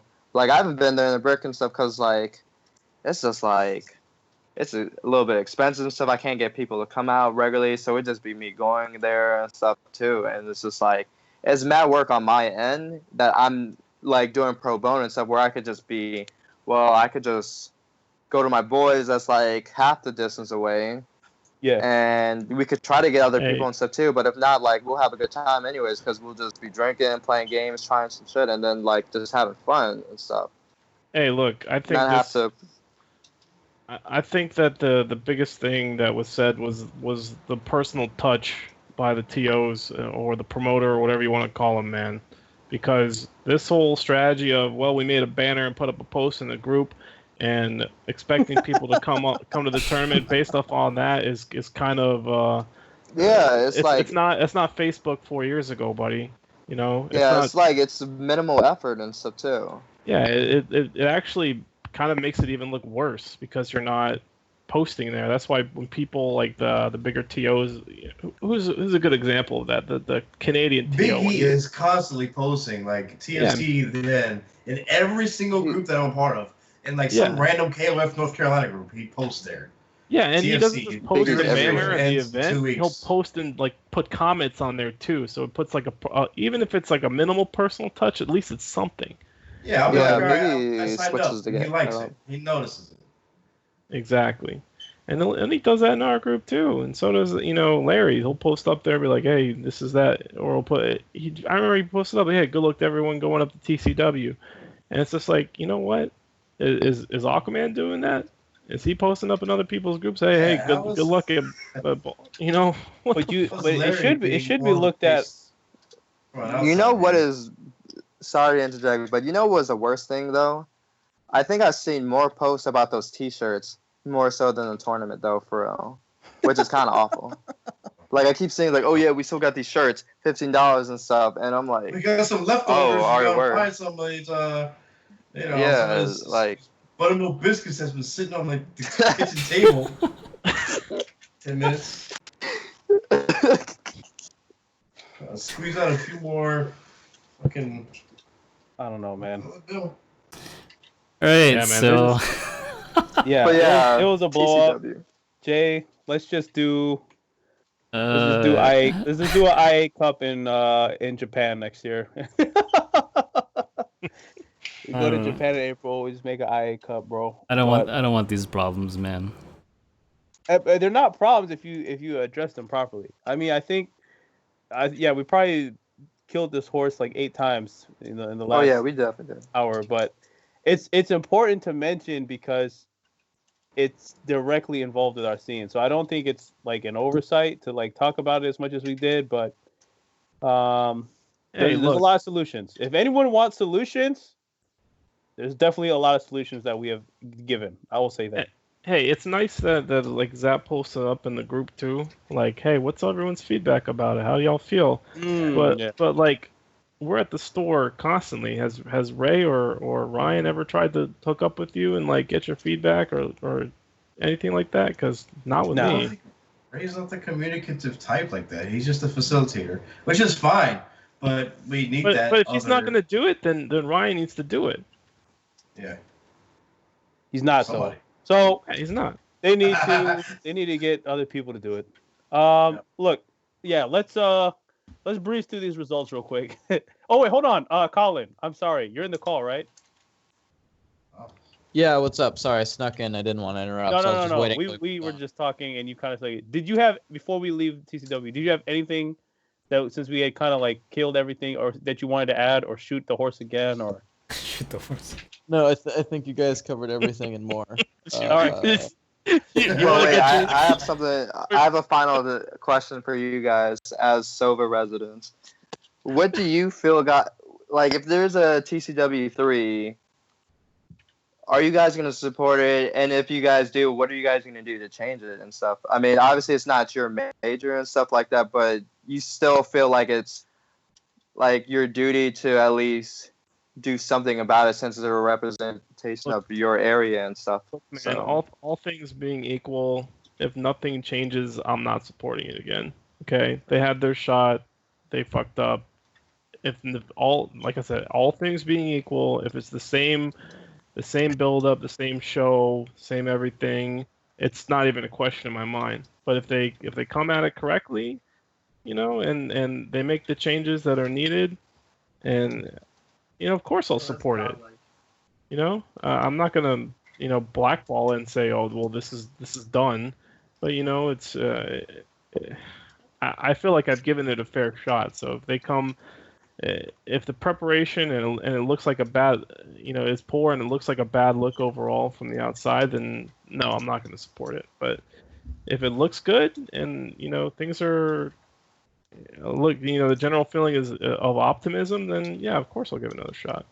I think everything that we spoke about in the last hour needs to be taken into consideration. So if they really want my input, someone link them episode 21 and tell them to listen to the first hour. That's it. They'll figure it out. We mentioned a lot of things, so I think everything that we've been talking about are definitely things that they should look at as saying, wow, these are people that have been playing games for a long time.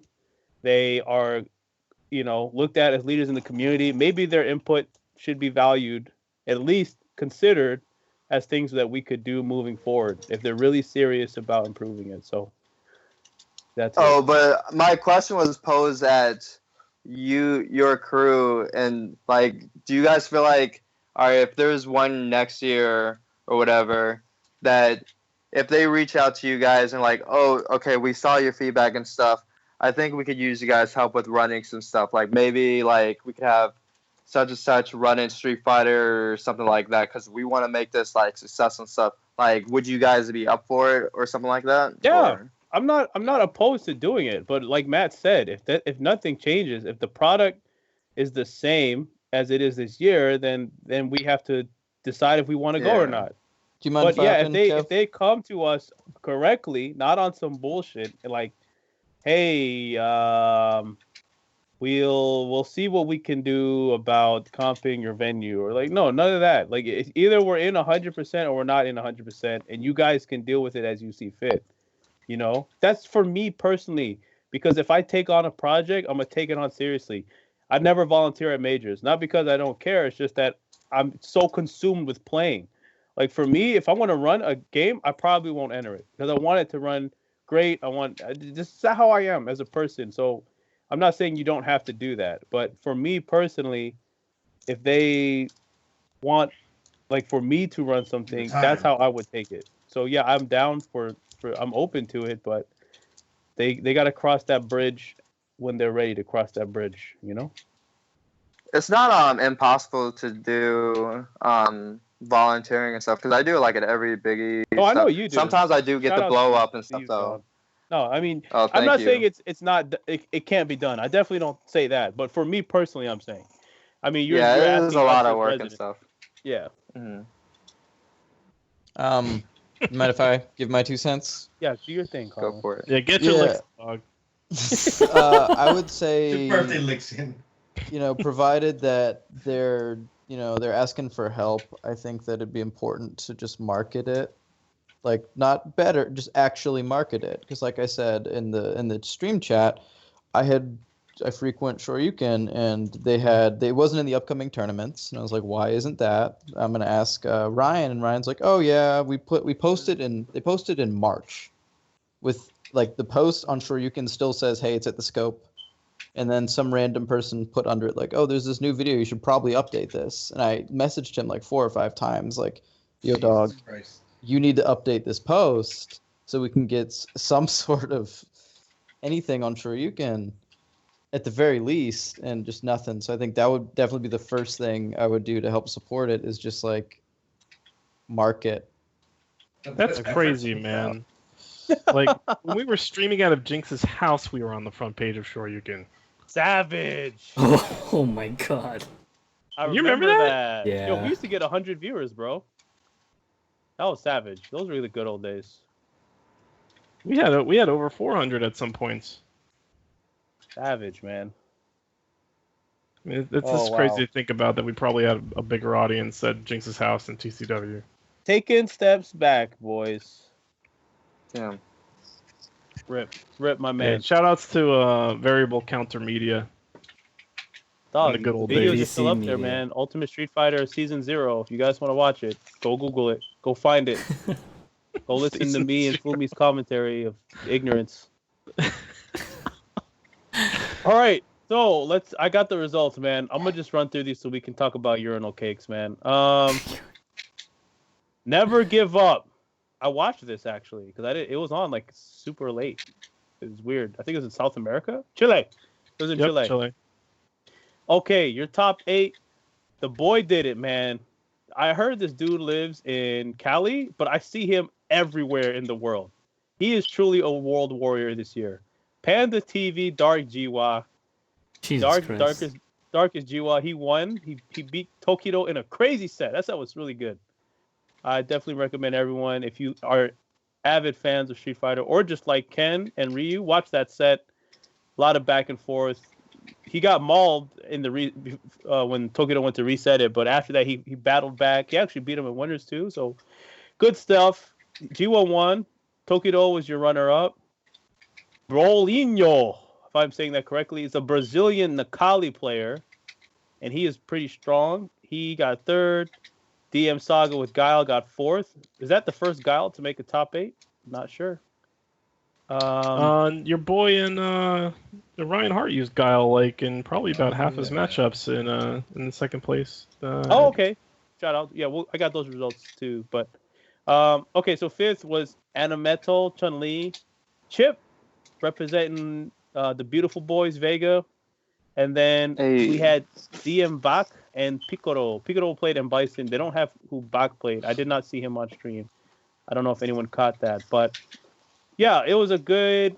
I watched like the last 3 matches. I saw Brolino play Tokido, Jiwa play Tokido, and I didn't see this Vega player, even though I should have seen him play. Did anyone watch this? Not really. Didn't care. I watched the grand finals. I watched the replay of it. It's pretty good. Yeah, good stuff. So yeah, I'm gonna spend my day off watching all those and stuff. I've been swamped with work past week. Good stuff to everyone who went to Never Give Up, and represented. Okay, so there was another big tournament, EGX, powered by Virgin Media, or whatever that's worth. Gamer B has been on a tear. He won Tokyo Game Show. Now he won this other tournament with some notable names that we'll get to. Quite a long list of players went to this. He won, and as Fumi mentioned, Ryan Hart was the runner-up, and he did play some Guile along with his Ken. So Guile is coming into the forefront here. Nuki with Chun-Li got 3rd. He cucked the Lord and Savior Daigo, who got 4th. So Daigo has lost to 3 Chun-Lis in the last 30 days. Let's keep track. Well, Tupac got 5th with Laura. Phenom still repping Nakali and Bison. He got 5th as well. Hurricane representing Cammy. And then Pax, the Karin player, rounds out your top 8. Just outside of that, Mystic Crimson playing Laura. Also played Dawson Midset in this tournament. I did not see that, but that's what's up. Yeah, he's playing about 50-50 between those two. Problem X with Alex. Bonchan still playing Nash. Infectious, the Zangief player, he got 9th as well. Luffy, Gino DeCampo, I'm Still the Daddy, and Avzal also rounded out your 13th place finishers.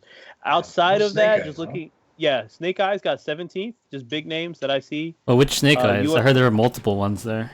Oh. No. Damn, the name blow up. Oh, no. Okay. Tyrant, the well-known Bison streamer, he got 17th. Jenna6, the Bison player who got some love on Event Hubs for doing a Wake Up Scissor Kicks. That was really mediocre, but I'm proud of you. Getting 17th. He beat Kobo Cog, who got 25th. And that is really all the big names that I see. So this tournament I watched a little bit more of. Did anyone else catch this EGX experience? I watched the most of it. I watched most of it too. And do you like how Europe stacks up, or is it more of the same? Street Fighter V looks like Street Fighter V to me. I feel like they have a better grasp on a couple characters rather than a lot of the rest of the world, primarily Guile and Laura, actually. Mm-hmm. I felt like their Laura's looked really, really strong. More, yeah. Gino and, Mr. Crims has always been solid and stuff, too, and Will Tupac, but they got more. They stepped it up quite a bit since I first started Nelson. But apparently, what's his name? Wolfcrone is saying that the European Laura are some booty and stuff in comparison. Oh no, Crown! That tweet. Yeah, come on. Can we not give him any publicity on the show, please? Oh! Are we banning his name on the show? Come on, man. He will not be named. What else can I say? Ryan Hart really impressed me in a lot of his play. It looked like the Ryan Hart of old, like watching him play Tekken. I felt like he was very, very educated when it comes to his decision making. Like he knew a lot of really complex situations that I looked at and was where after you see it happen, you could be like, oh yeah, he probably could have done that in hindsight, but he was actually doing it. He did a lot of really, really clutch shit. That's what's up. Yeah, I was impressed with him as well. One thing I like to note here is Bonchan, Snake Eyes, Luffy. Oh All three no, of these not this. Leave Red were Bull in alone. attendance, and Red Bull once again is not in the top 8. Red Bull is not EG. Red Bull is like a big company, right? Can we all say that and agree? Red Bull is like David, like it's huge, right? It's not like I don't think Red Bull is down with people having K-Brad contracts, and I know everyone knows what I mean when I say that. All love to K-Brad, but like in Ultra, for example, or certain phases, K-Brad was not performing that well. If these 3 players, because I don't know, I don't think any of these players are going to Capcom Cup, to my knowledge. Are you, just a prediction? Do you guys think they stay on the books next year? Oh, I think it's all marketability. Like it's not necessarily tournament results, but getting the product out there. I mean, it helps certainly to win and you have your face out there more. But like K-Brad is so well known in the community and like on commentary on social media that further pushes the EG brand. Yeah, I agree with that. But they're only really pushing Snake Eyes on the Red Bull thing. You Like, never Snake really, Eyes. you never Snake see Eyes anything would be for the Luffy. kind of person that needs to win tournaments to like. Yeah, to me, Snake Eyes seems like a great guy, but he doesn't seem like he has that persona. Social skills. Yeah, his social skills are off. I mean, I'll be honest, man. At tournaments, he plays his pools and he goes back upstairs. Like he's not like an interact. Like K-Brad will just be there. You can talk to him, and I agree with you on that. Bonchan, maybe he does that in Japan. Bonchan's on Topanga, so that's worth something. Yeah. Like his face is out there a lot, and I don't know what Luffy does. The only thing I know about French is Kayane, so I don't care about Luffy too much. Oh man, I don't know. That's tough. I mean, whatever. I like. Hey, shoutouts to K-Brad though. He drowned in pools at the same tournament.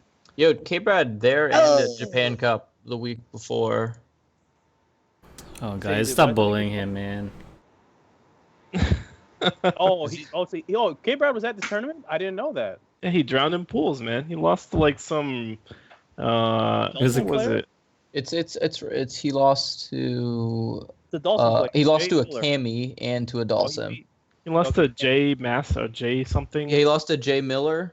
2-1 with Dawson, and then Laub Dog.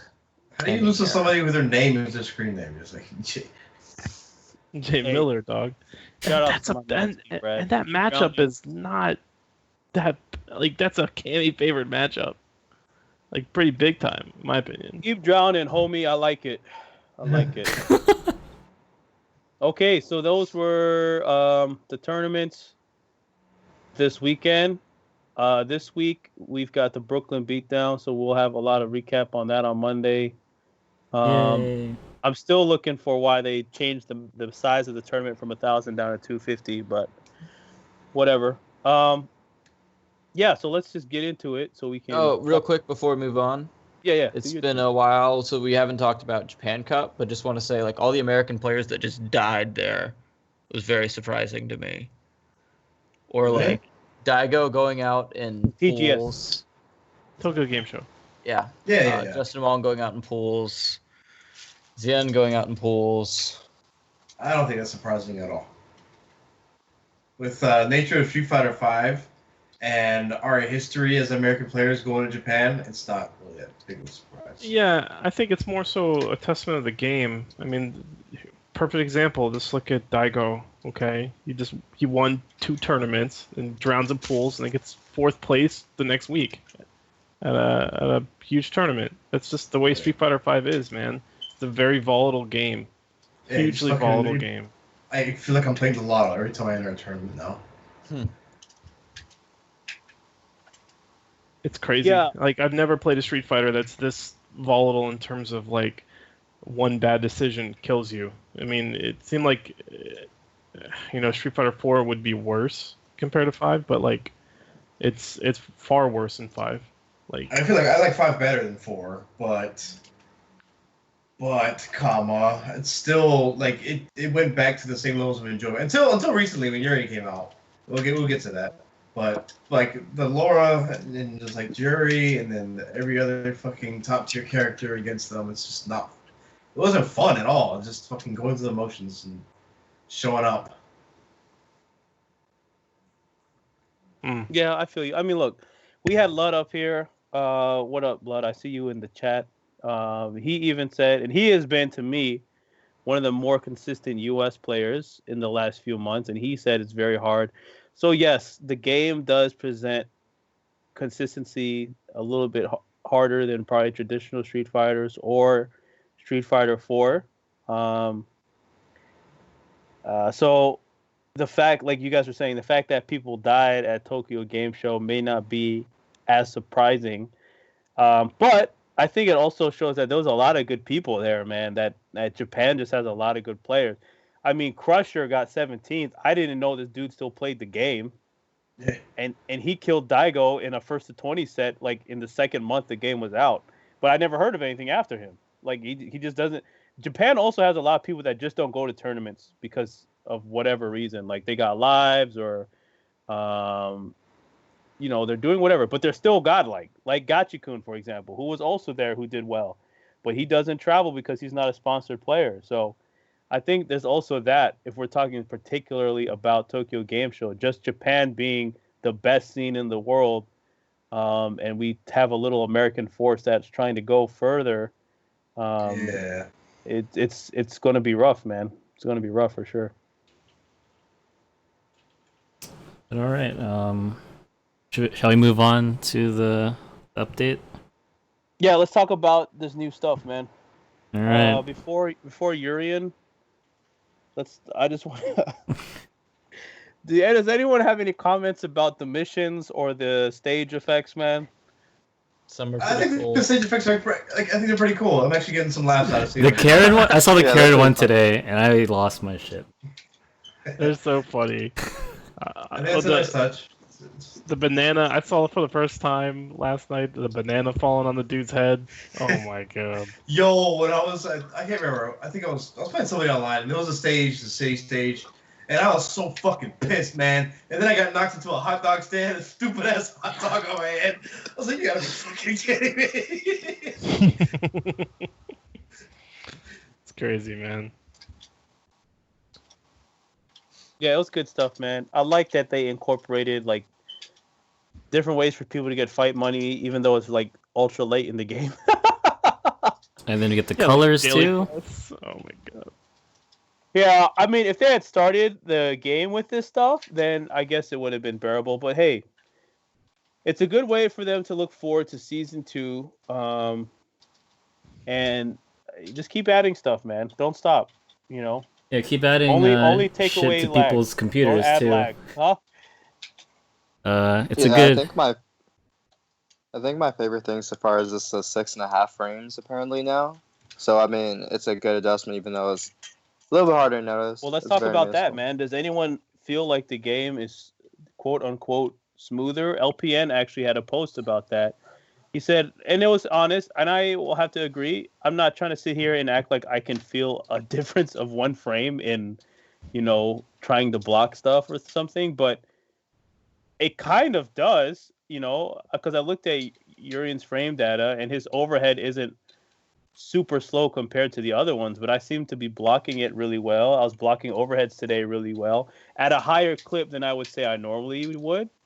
So I think maybe the 1 frame does help, especially if, like, on the quick side, the response can be as low as 6 flat instead of 6.5. So I don't know. Has anyone else felt that, or is it the placebo effect?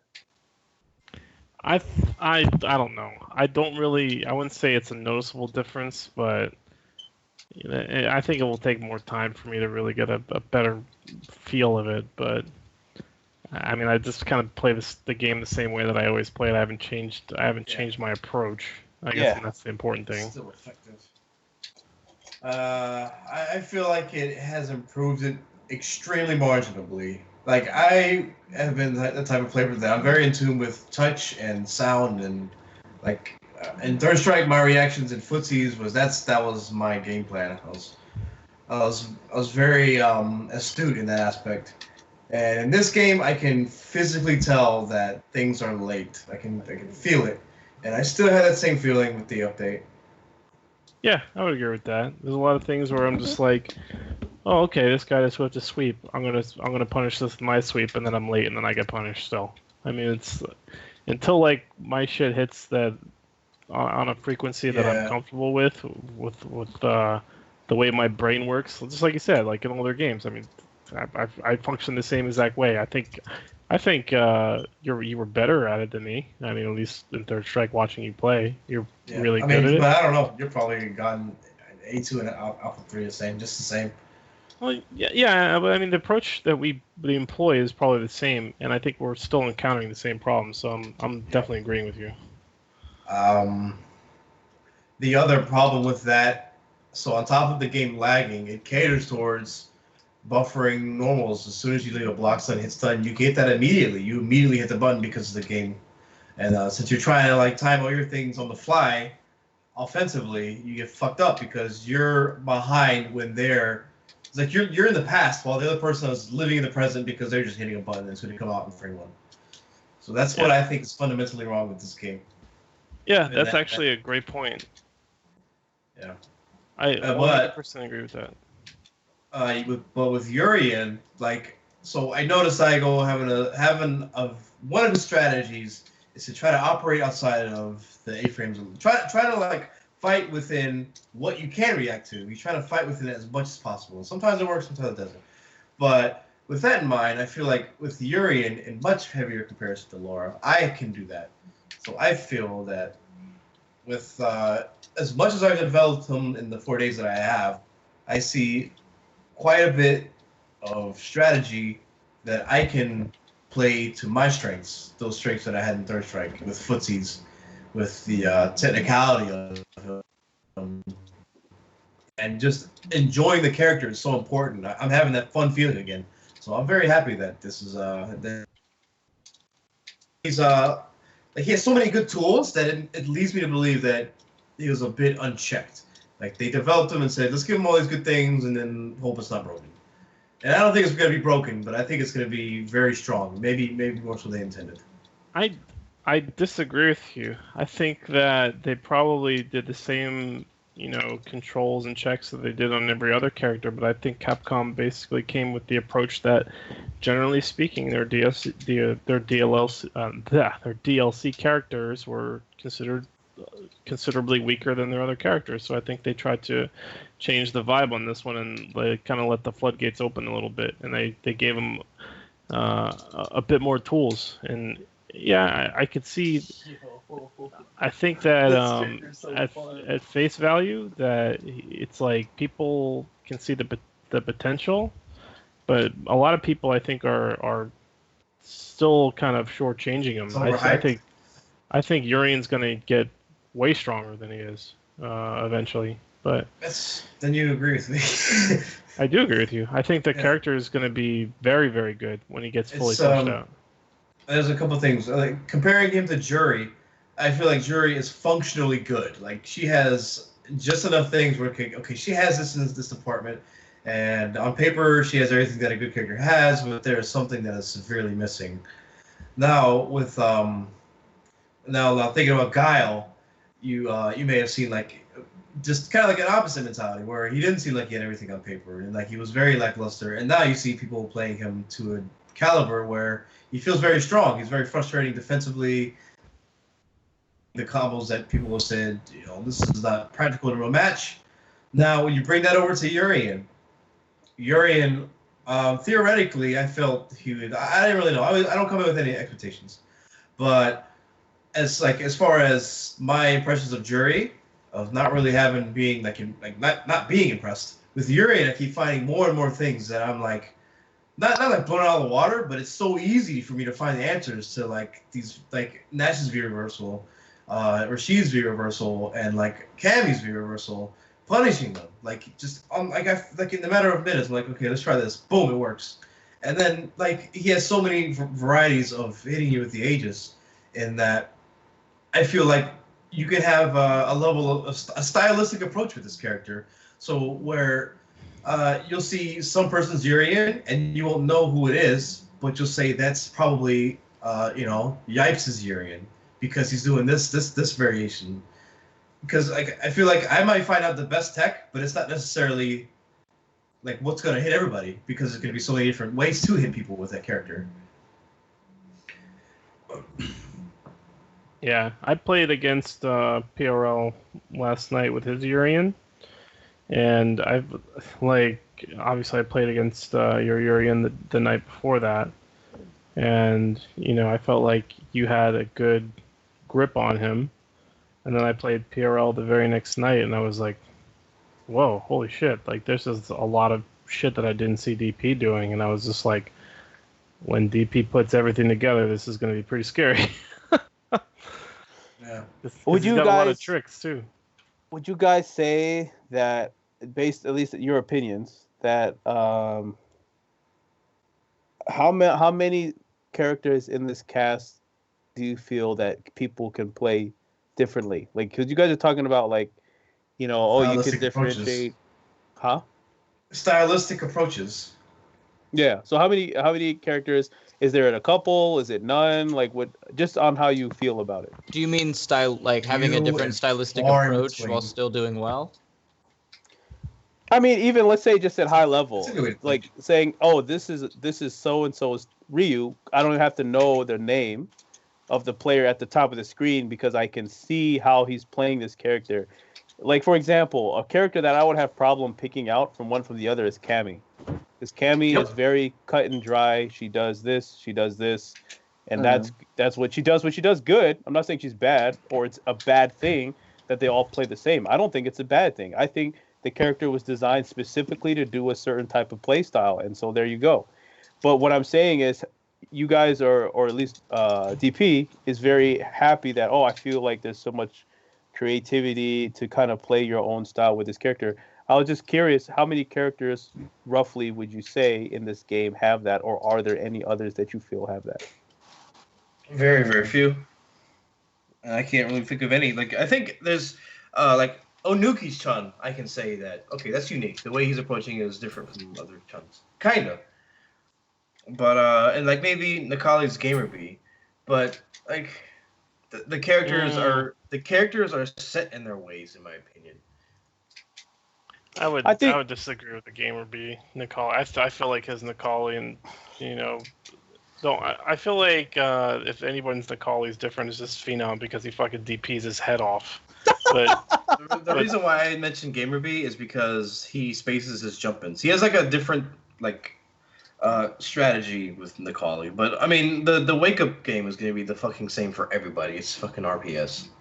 yeah, I agree. But I mean, as far as like what I see them doing, like when they're going through the motions, like in each situation, it's completely identical. Yeah. Like the spacing might be a little bit different from their strategical approach, but when they get the shit that they're supposed to get and their follow-ups, I mean, they're everyone's connecting the dots at the same places. Essentially, is what I'm getting after. I think, personally, for me, and not to get off on this tangent, but I just find it curious because I think you're right. I think Urine is a character that will allow that, but I think there's a couple others. I think Ryu is one. I think Vega is one. I think it gets short fast. I don't think it's a lot. Like, but I don't know. I Maybe think if looked at Laura the- is, and Mika too. Like, granted that a lot of them are cut and paste setups and stuff, but the way that you see Fudo playing Mika is not the same as all those online Mikas, obviously, too. Well, I'll give you that. It's not fair to compare the best player of the character to like Joe Schmo online. Of course, their approach is going to be different. All right, well, like Look at Fudo Fudo versus, and Knuckle Dew, like the way Luffy. they play. I feel like Luffy plays almost identical to Fudo in his approach. But I do agree that Knuckle Dew is a little bit different. Hmm. But I just feel like Knuckle Dew is more of a nut. Yeah. Very true. It's very effective in this game. Yeah, I mean, the same way Sonic Fox is playing her, just like like just completely nutty. Nope. Yeah, there's not really much room for creativity. You do a button that gets close to them. Did it hit? Great. Now you're in the face, and then you choose. I would say Yeah. someone pointed out in the chat. I would say that Dhalsim has different styles he can play Mm. and still be effective. Yeah, unfortunately, there's not a lot of them, but I could see that. Yeah, that's a good example actually. Art versus Filipino chain. Yeah. So okay, so we'll say maybe 4 or 5 characters have some type of apparent versatility, like in how you can play them effectively. Is that fair? Sure.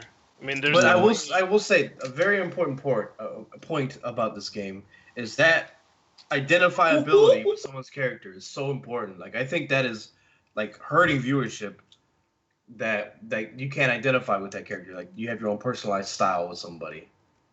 I don't think it's as strong as it needs to be. I mean, it's there, but like if I'm watching a video of Third Strike and I see a Makoto player, I see the color, I see the way that they're approaching the matchup, I'm like, okay, that's Haitani. It has to be Haitani. Well, And 9 times out of 10, you know.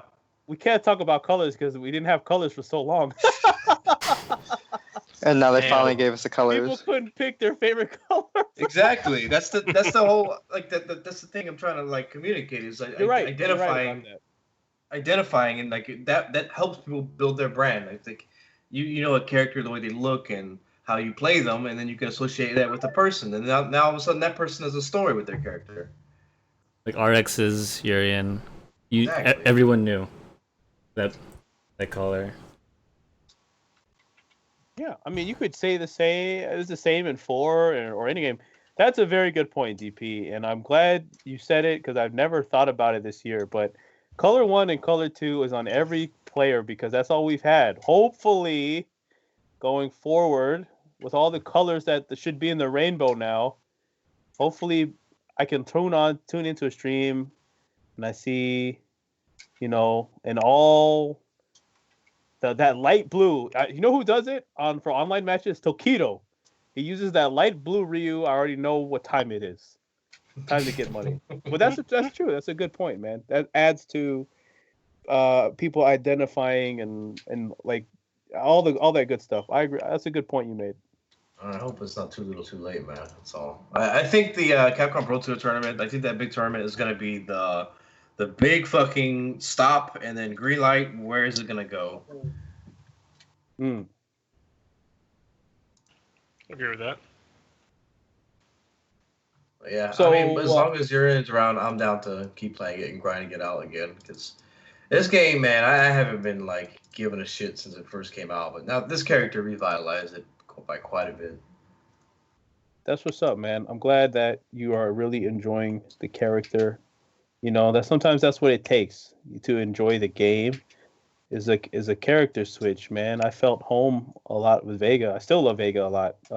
Partly because it just switched more to the style I like to play. So I'm glad. Jan, have you messed with Urine at all, man, or are you just? I've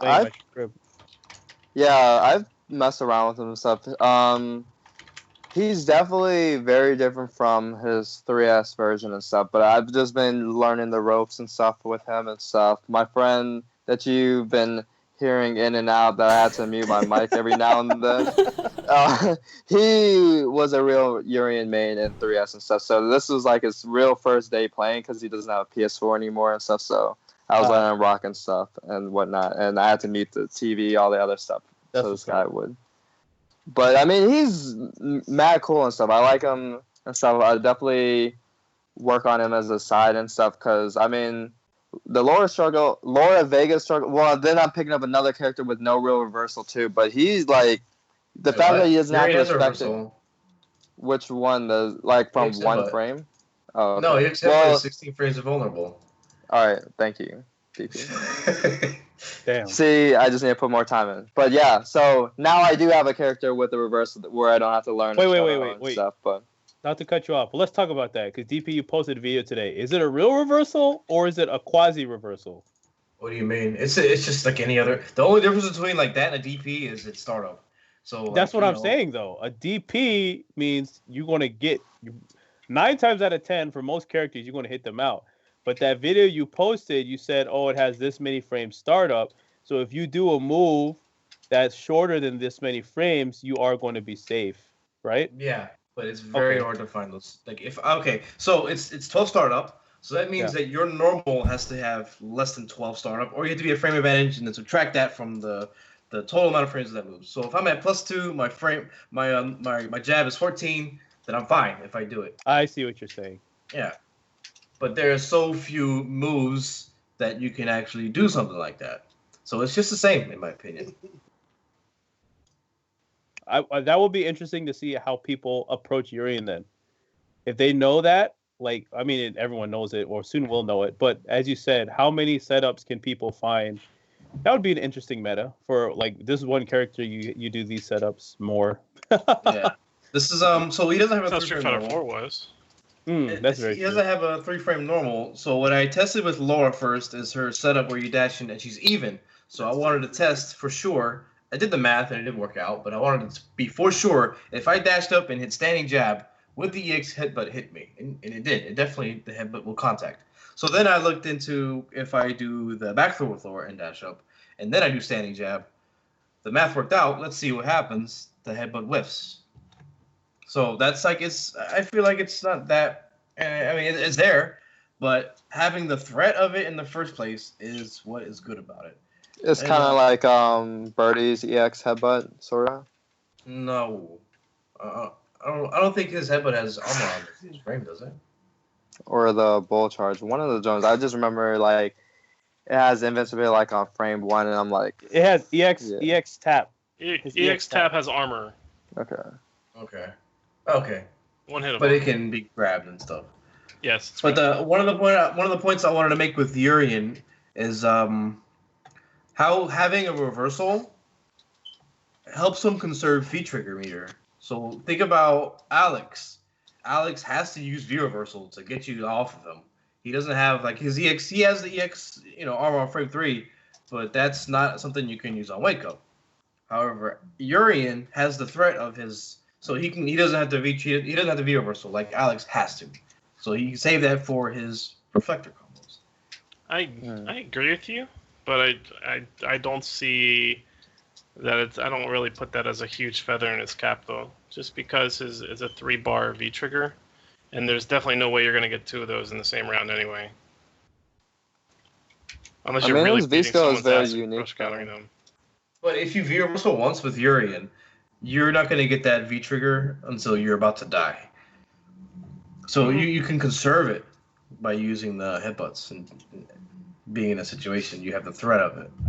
So you don't have to V reversal. Couldn't you do the same thing where Alex does, where he uses V-skill to build up? Because I mean, you can build it up by even whiffing the special moves and stuff too. And stuff. So you would just have to constantly knock somebody down or get them off you that way. I predict that's going to be a match specific thing that you can actually kind of abuse it, because the amount of meter that you gain for the amount of V trigger meter that you gain for whiffing special, it's often not. Well, I don't know. I'm not like hugely experienced, but I don't think it's worth it to do that just to build the meter when you could use it for something that's practical, like hitting them. So I don't think you would, and it's really hard to get that V skill out. So like finding the situation. Yeah, because it's so slow. Then it's exactly. It's like 50 frames recovery or some shit like that. Come on, that's not that bad. It's just like a Dawson teleport. Any other words on Urians before we talk about Ultimate Street Fighter? I know you love the character. Yeah, stuff. Yahoo Esports. Check out Yahoo Esports tomorrow. Check out Yahoo Esports tomorrow, man. It's going to be something about Urien and DP and the wonderful world that we live in. I don't know. What is it about? Can you give us a preview? I don't know if I can, but it might just be a few quotes here and there. Because quotables. I feel like there's a chance that I shouldn't say anything until it's there, so I'll just let it go. Ooh. Wait, you think you're going to jinx it? It's the NDA, man. NDA is strong. Well, if you're, yeah, you know how it is. You gotta go for max CPA, man. Don't reveal anything. Yeah. It's just like it's more like a courtesy kind of thing. Because if I give away information that's like intended for a certain thing, then yeah, you ruin surprise or whatever. Yeah, man. Big Brother's watching, man. It's just a Always. courtesy thing, in my opinion. I respect You're- it. Do you're your thing, courtesy. man. Oh, Props. do you know? So what you say? Just Yahoo Esports? That's it? Yeah, they have a Street Fighter 5 tab. Okay, so check out I their. mean, if you really want to stalk it That's out, a you tab. can just check on Twitter and see what the conversation happens on. Yeah, do that or check out at Automatic. I'm sure he will repost it once it's available, and I will do the same. And we'll see what the hubbub is tomorrow. But yeah, Urine is great. Ultimate Street Fighter Season 3 continues tomorrow, Eh? Oh boy. and we Hey. have another week of competitive card action going down. Now, the last 2 weeks, me and Fumi have actually selected the matches, trying to provide the best cards for you guys and also avoid the most repeats. So we have a beautiful lineup tomorrow. First, just to quickly go over the standings, Kelvin is still undefeated. Mr. Memes Maldonado, Bad brains. Bad Brains, Is Memes that his Maldonado name? is Got bad brains. Real quick, because I don't think Jason has heard it. I'm gonna do a quick story time. We're driving to a food restaurant, and look at the graphics though. Shout out to Kitsune King with the Hey. standings. I But let me give the story Unlucky. real quick. We're driving. Kelvin is sitting up front in my car. Jason, as you know, I have a 2-seater Accord, and Andrew C is in the back with Fuerte. oh no, Okay, so the we recipe pull up for to the- disaster. we pull up to the restaurant, and before this, like we were like leaving Devin's crib, and Fuerte said, "You know what, Kelvin? You got some bad manners, man." I don't know what prompted him to say that, but that's the prequel to this. So we get out the car. I get out. We're about to go eat at this Korean spot. Kelvin, like a little child full of glee, gets out of the front seat, slams the door behind him, and then Eric's, gets out. He's like, "I told you, Kelvin got some bad manners, man." And then Andrew says, "Yo, let me get out your side," because Kelvin closed the door. And then Kelvin says, "Yo, what was that, Duck?" Because he didn't hear it. And then Andrew's like, "Dog, I was sitting behind you, and you closed the door." And then Kelvin says, "Oh man, hey, I forgot, man. Hey, I just got bad brains, man." You meant to say bad memory. Yeah. Came out his brains. Well, there you go. The bad memory gave him bad brains. So we got Muscle Memes Maldonado, aka Bad Brains Maldonado. Either way, as you can see on this beautiful chart, shout out again to my brother Jason. He is undefeated. And then we've got, oh my lord, is that a 4-way tie for second? Hey. Philly, Throjo, Fuerte, Gimpy, all with one loss. McBay, Bix, they are on the hot seat, as we would say. They are trying to stave off elimination this week. So let's go through these matchups. We have Kelvin going against. Let me work reverse order. So we got Bix versus ZB. Okay, as you can see, they're at the bottom of the totem pole right now. ZB this year, this season he has grown a lot in my assumption as far as trying to figure out where the holes are in his game. And I feel a lot of times he gets frustrated with his character because he's playing he's playing Ibuki mainly. And I think a lot of times when we try things in practice, at a point he gets frustrated because he's like, man, this character sucks. Then he just starts going wild and he hopes for the best. Now, he has spoken to me a lot. He says, I think I'm going to switch to Ryu or Nakali, or maybe I'll play Vega full time. But since he's in the middle of competition, I don't know if we'll see this switch quite yet. I don't know if he has any of those characters, quote unquote, tournament ready yet, because he did put all of his time and effort into Ibuki before this started. So I think he's still going to rock the Ibuki, and he will be going against Bix, who had some better success with Cammy, but he still lost to Philly last week. And Philly has been weak to most Cammies. So that was good to see from Philly. But yeah, Bix and ZB. Bix needs this win to stay out of potential elimination from phase 2. Fumi-chan, please enlighten me. Who do you see winning this matchup? I would put it slightly ZB Villainous favored. Only because I feel like he's putting in the work.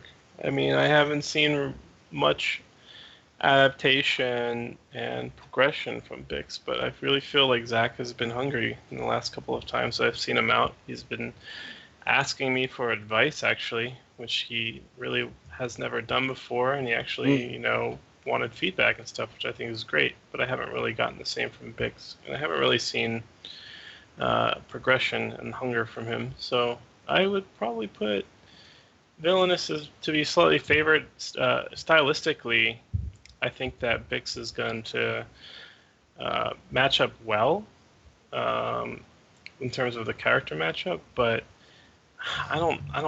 he can't have a Boogie experience. There's no way. I mean, not a lot of people do, but it's just going to exacerbate the issue that I just feel like Villainous has an edge. Do you want to give us a count? Sure. I'll put it 5-3 for Zach. DP, do you have a lead pipe lock? Jeez, I'm getting tongue tied like a motherfucker. A lead pipe lock that you want to make on this matchup, sir? No, I have no idea. I feel like it's. I think Bix is more solid than Villainous, but that doesn't really mean much in this level of play and with this video game we play. So if I was a betting man, gun to my head, Bix, but I can see Villainous winning as well. Legit. I'm going to say ZB in a thriller 5-3. Jason. Well, I haven't really been watching since I left. Oh yeah, you've been out in the motherland. It's all good, man. Look, Yeah. It's all good. Promised Land. Okay, well, let's move on to the next one on the card. McBay versus Fuerte. So, McBay has had some tough struggles, man. Some ups and downs. He's played really strong in certain stretches, and then, especially if you look at week one, it's kind of been the overall theme. He kind of cracked when he was up like 3-0 against Philly or whatever it was, up 3 games. He's had some tough losses. He did win last week against ZB, but that was a close match as well. And he didn't seem, like you said, maybe it was the Ibuki inexperience. But that may plague him again this week because, Birdie isn't a character that I won't say is super abundant. And I know he's been working hard. It's not an issue about McBay not being hungry. But I will say this. McBay is definitely getting strong, but Fuerte is capable of playing well, regardless of whether people hate his style because he likes to play life like dice, or that his character is Birdie or whatever. I've seen him play really strong in certain aspects if his mind is there. The last time he played Kelvin over the weekend, they had a really good set together, and I saw his mind was there. So I think that this is going to be a close match. I don't know if... See, this is the thing. McBay is definitely getting help from Lud. Shout out to Lud as well for helping our scene. Anytime that we get help from friends that are not in Sova, we love it. So, Lud, thank you for that. But McBay, I think he's still trying to put all that information Lud is giving him into practice, which can be difficult. It's a very short time that you're asking someone to apply all this knowledge. And, Forte is, I think, as a base, like if I were, before the season started, if I were to look at where they were as far as understanding fighting games in Street Fighter or being able to play at a certain level, I would put Eric a little bit above him. So I think that it's going to be close, but I think Forte is going to take this 5-3, in my opinion. Fumi, let me know what you think, my friend. I think of all the matches This is probably the second most competitive match on the ticket. I feel the most competitive is a tie between the other two. I don't know, man. This is gonna be a tough call to make, but I think everything that you said kind of rings true to my ears. Particularly the fact that Eric, when he applies himself, he can find a way to win. I mean, that's just how it is. No matter what the matchup is, he can beat people that are terribly better than him and terribly worse than him. He can lose to them. So it's like it's never a bad bet to bet against Forte, but it's never a bad bet to bet for Forte either. So I don't know, man. You got to chalk it up to experience. I feel like Forte, if he goes down in the set, that he's just going to just do some really grimy shit to grind up the win. That's how I feel. I feel like McBay will probably take some rounds early, and Forte is just gonna turn it off and just hit him with some tough shit. Savage. And that'll be What's it. the count, bro? Probably 5-3 for Forte, I would say. Maybe 5-2 at absolute Yeah, best. and again, I think that it's definitely, if I have to make a prediction, that's what it is. Like you said though, if Eric comes with that, like that film over his mind, and he just like is not tuned in or looking for the things, then McBay can walk over him. Like McBay's Chun-Li is definitely very competent, but I think that the edge still has to go to Eric because as this is a growing process, and I think McBay is going to come out of this a lot better either way, because as we saw week one, that I don't know if it was the nerves or whatever, but he didn't play as good as I know he can play. He started out playing great, but once the other dude caught some heat, and then the crowd gets loud, all those. That's why I love what we do, because it's simulating all the things that it's hard to simulate, like hype and tension, and do you get nervous, and you need to be able to play through that and still perform really strong. So it's all a growing process. Okay, next match. Throwing Joseph versus Philadelphia Flyers. Shout outs to all the Eagles fans. I'm not one, but your team is 3-0. I know Philly's a big Eagles fan, so I'm sure he is looking to ride the momentum that his professional football team is showing him. But he is going against the Yoga Tower himself, man. Mr. Throwing Joseph. Now, I think this is a matchup I don't think this is going to be close one way or the other. I'll say that. Really? Okay, I'm opposed. I think that it's either going to be Philly mauling Joe, and Joe doesn't know how to get out, because Philly's been practicing some anti-wake up teleport tech. So Philly's the lower player, right? He's the lower player. That is correct.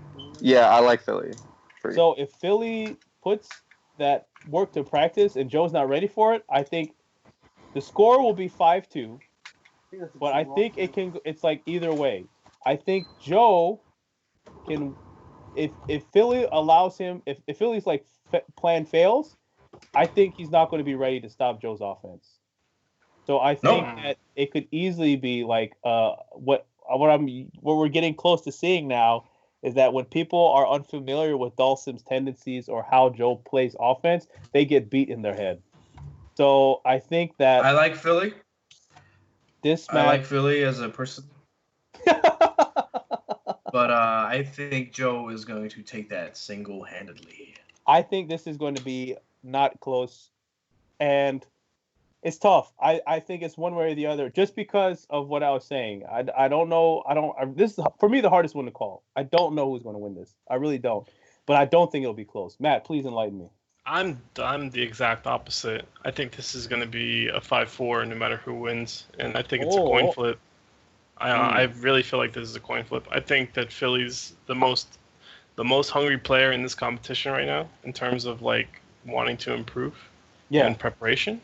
Yeah. And I feel like Joe is probably the most polished coming into it in terms of his character and his setups. So I think stylistically Joe matches up very well against Philly because Philly doesn't really have the experience. under the kind of pressure that Joe's going to throw at him. But at the same time, I think that Philly has been probably preparing for this more than anybody. And just generally speaking, this guy has been grinding. Bro. Yeah, With that in mind, he's probably gonna look at my match with Joe at TCW. Yeah, absolutely. Good point. So I think that they're both going to clash very well, and I think that there's going to be some blow-ups within the matches. Like I think that there's going to be some games that are going to be blow-ups for both players. I think Philly's going to blow them up in some games, and I think Joe's going to blow them up in some games. But I think in the end, it'll probably be pretty close in terms of the set count. I think it's going to be 5-4, but I'm going to give it to Joe. Swag it. Okay, last match. Some more high-level action, and I don't know what'll be the last match. Maybe we're going to throw Joe Philly last. But either way, last match on the docket that we haven't talked about. Gimpy versus Kelvin. Okay, now let's rewind. Last week, Gimpy played Fuerte. I'm going to say that, and I think everyone will agree with me, Birdie Cammy is a bad matchup, but even bad matchups aside, Gimpy got bopped by Fuerte. He switched to Balrog. He won a match, and he got bopped. So he got bopped. I mean, your man gets bopped, you got to let him know he did it. So Eric killed that man. Didn't look good. And it sets up a rough week because the last 3 or 2 times he's played Kelvin, he has died to that Nash when he's picked Cammy. Okay, now Kelvin, on the other side, was getting mauled by Throjo when he picked Nash. And he showed us the other side of the coin, that sometimes counter picks can work out. And he picked a potato known as Ken and did Ken things and killed Throjo. So, they both play different characters. Now, if you guys want the secret tech, here's the secret tech. The secret tech, and this is not confirmed. This is just what I see. Gimpy has been playing a lot of Bison. Because, as I always say, Kelvin is weak to Bison. Not his characters, but how Kelvin plays this game. He is weak to Bison. Because, as I like to say, Bison is that trash compactor, bro. And all those garbage normals you throw out, that man goes, "Hurr!" and he hits you with that knee, and it's off to Pound Town. So, now, I don't know how much Gimpy is really like going in with Bison, but if he picks Bison and he's competent, I think I like Gimpy, man. It's not a knock, but I just haven't seen Kelvin adapt to the way that character plays yet. He just, for whatever reason, he's just like, my strategy will win, and he doesn't respect when it's not his turn against that type of character. So, okay. I think. But here's the thing. I don't think Gimpy... It's tough. Gimpy's a good player, but I don't know if he's been playing Bison long enough. 1 week, I don't think is long enough. So I'm going to say Kelvin 5-3. Okay.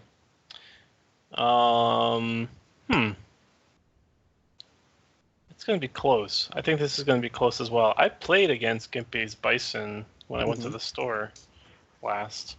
And he gave me a pretty good run in the first handful of games. He actually won the first 4 straight against me, and then I was like, okay, I think I got it. And then I didn't lose any more games to him for the rest of the time. But I think Kelvin could easily suffer the same fate early on and drop a handful of games because stylistically, he definitely has his own Bison. It's not like yours, and it's gonna take a second for Kelvin to get a grasp of it, but that actually might work against him. I mean, it's hard to say how stylistically, his Bison will stack up.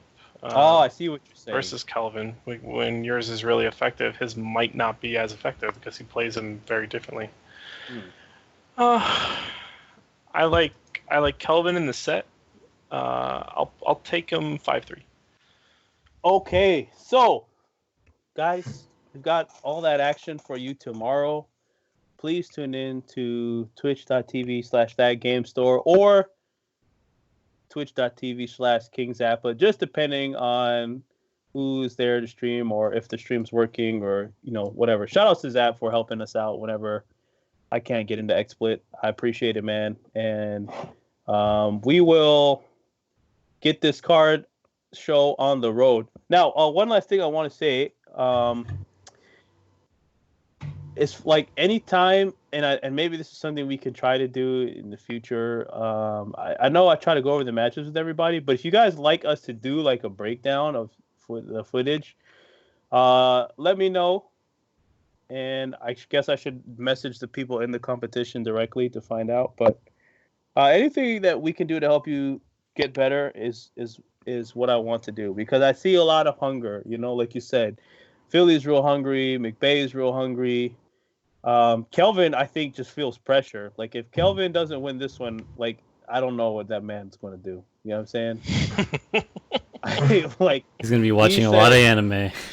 Watching a lot of... Oh, no. So, ZB is very hungry. Joe wants to win one. I think Kelvin and Joe are in the same boat. Like, they're both clearly two of the favorites. And, 3 seasons, you don't, make it. Lud asked this question as well. How long is it? So, Lud, this is a 2-phase competition as it is currently in its current form, which means that this current league play phase is over once 4 people have accumulated at least 3 losses. Right now, only ZB has 3 losses, so the show is, still got to go on.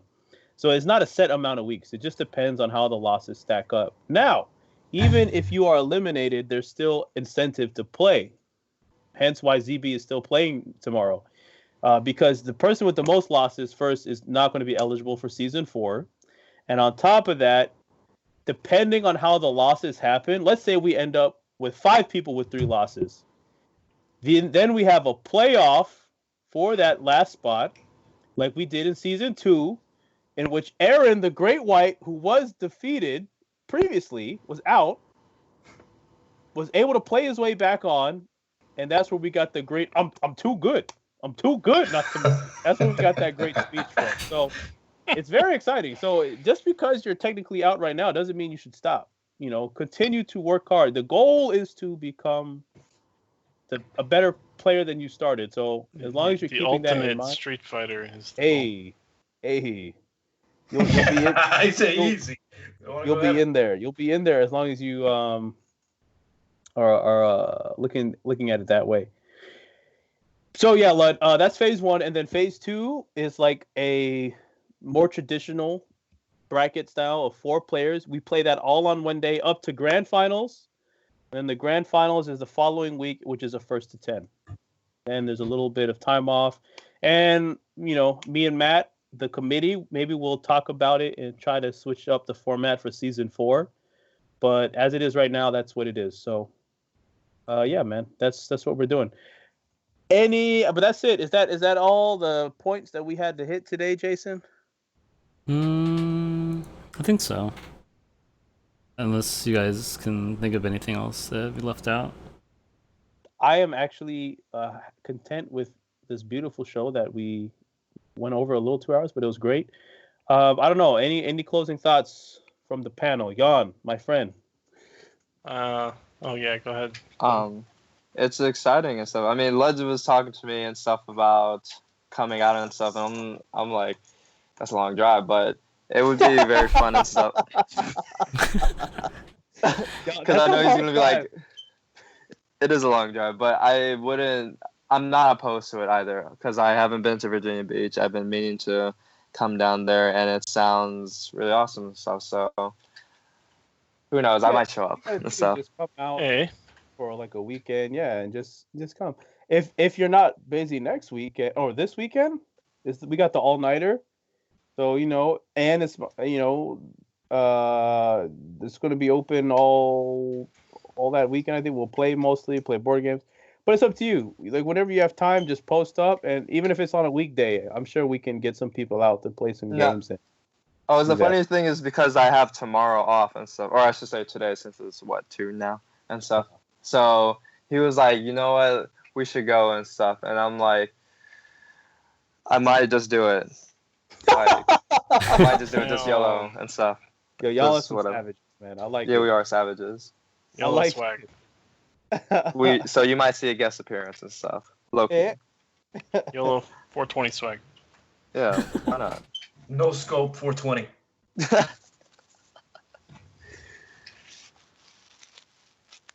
Yeah, that's cool. guess that's it. Anyone else have any? Well, so this week is Brooklyn Beatdown. Lud is staying with me, and so is my boy Arnold. That rest in peace the 1,000 people that were promised, but only 256 were chosen. Oh, so they cut it off. Yeah. Yep. Sure That did. is- Oh, Yeah, so Rip, I was deciding because I could only go to one, like the Fall Classic or Brooklyn Beatdown, and I was like, man, my homie, my A1 J's up there, my birthday, Brooklyn Beatdown, 75K, all these, I'm gonna go, man. Have fun, it'll be a good tournament, and then drown my sorrows later. But then when I go to register, 256, they got the waiting list. I'm like, man, I really want to go to one more like big tournament before the end of the year, and there's not many opportunities left. So it was tough, but I was like, I'm just gonna go to the Fall Classic, man, since I can't enter ESL, unfortunately.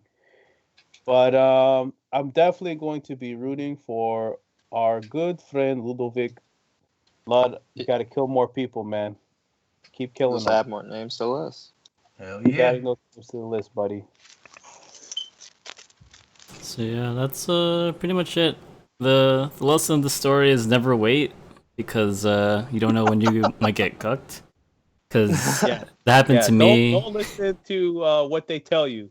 They tell you it's a 1,000-man bracket. Still register because things change, as we know. That kind of happened to I me. was- I was trying to buy stuff for like the show and like raffle. They had these really cool continue busts of the ST characters, and they had them the first day I was in Tokyo. Mm. And then all the FGC motherfuckers came, and the next day they were all gone from all the shops. Oh no! And I was extremely sad, boys, because sadly Street Fighter shit is so hard to find. It was either that or like a Chun-Li music box for some odd reason, and that's all I could find. So I'll try and get some stuff from Comic-Con, I guess. If they have anything. Yeah. Don't wait. Do it. If you see something, just do it. That's do good it. advice. Yeah. I think I That's good advice learned. for Street Fighter 5 as well. Don't wait. Just do it. I got blow up for Street Fighter related goodies. 'Cause I remember at CEO they were selling those Kodo Kubiya, like the shoujo Veno dolls of like this female Street Fighter characters, and I saw like a jury one, and I was like, oh damn, this is hot and stuff. I don't even play this character, and it was like $60, and I went on Amazon like the other day, and the joint was like at $127 or something like that they were selling it for, and I was like, oh damn, like I could have had this joint for like a fraction of price. Really. Yeah. Savage. Like, got bought it. Follow your heart, guys. Just buy it. Just pay. Put the money down. It's yellow. So yeah, we'll have a breakdown of that, and then we'll see if Flood wants to come on. We'll talk about how the tournament went. But it should be fun. Hopefully, I pray I won't go 0-2. I've actually been playing the game, so we'll see. I believe. They'll do fine. I read you, man. You're not ready. Eh. Oh. Yeah, fuck Balrog. Oh no. Oh no. Yeah, bad boys. But yeah, that's the show for tonight. I'm glad you guys. I was really actually looking forward to doing the show again. I really missed it when I was away. Hey man, I always miss Aw. the show, bro. This is the best thing. This is how I start my week off on Monday nights, folks. Yeah. I'm glad everyone tuned in. Surprisingly, we went shorter than usual, even though we talked about ECW for like an hour. Everyone pat yourself Almost on the there. back. Good job, boys. Right. I guess that's a positive. But yeah, thanks for tuning in. Everyone take it easy, and we'll see you next week. See ya. Bye. See you guys. Boys.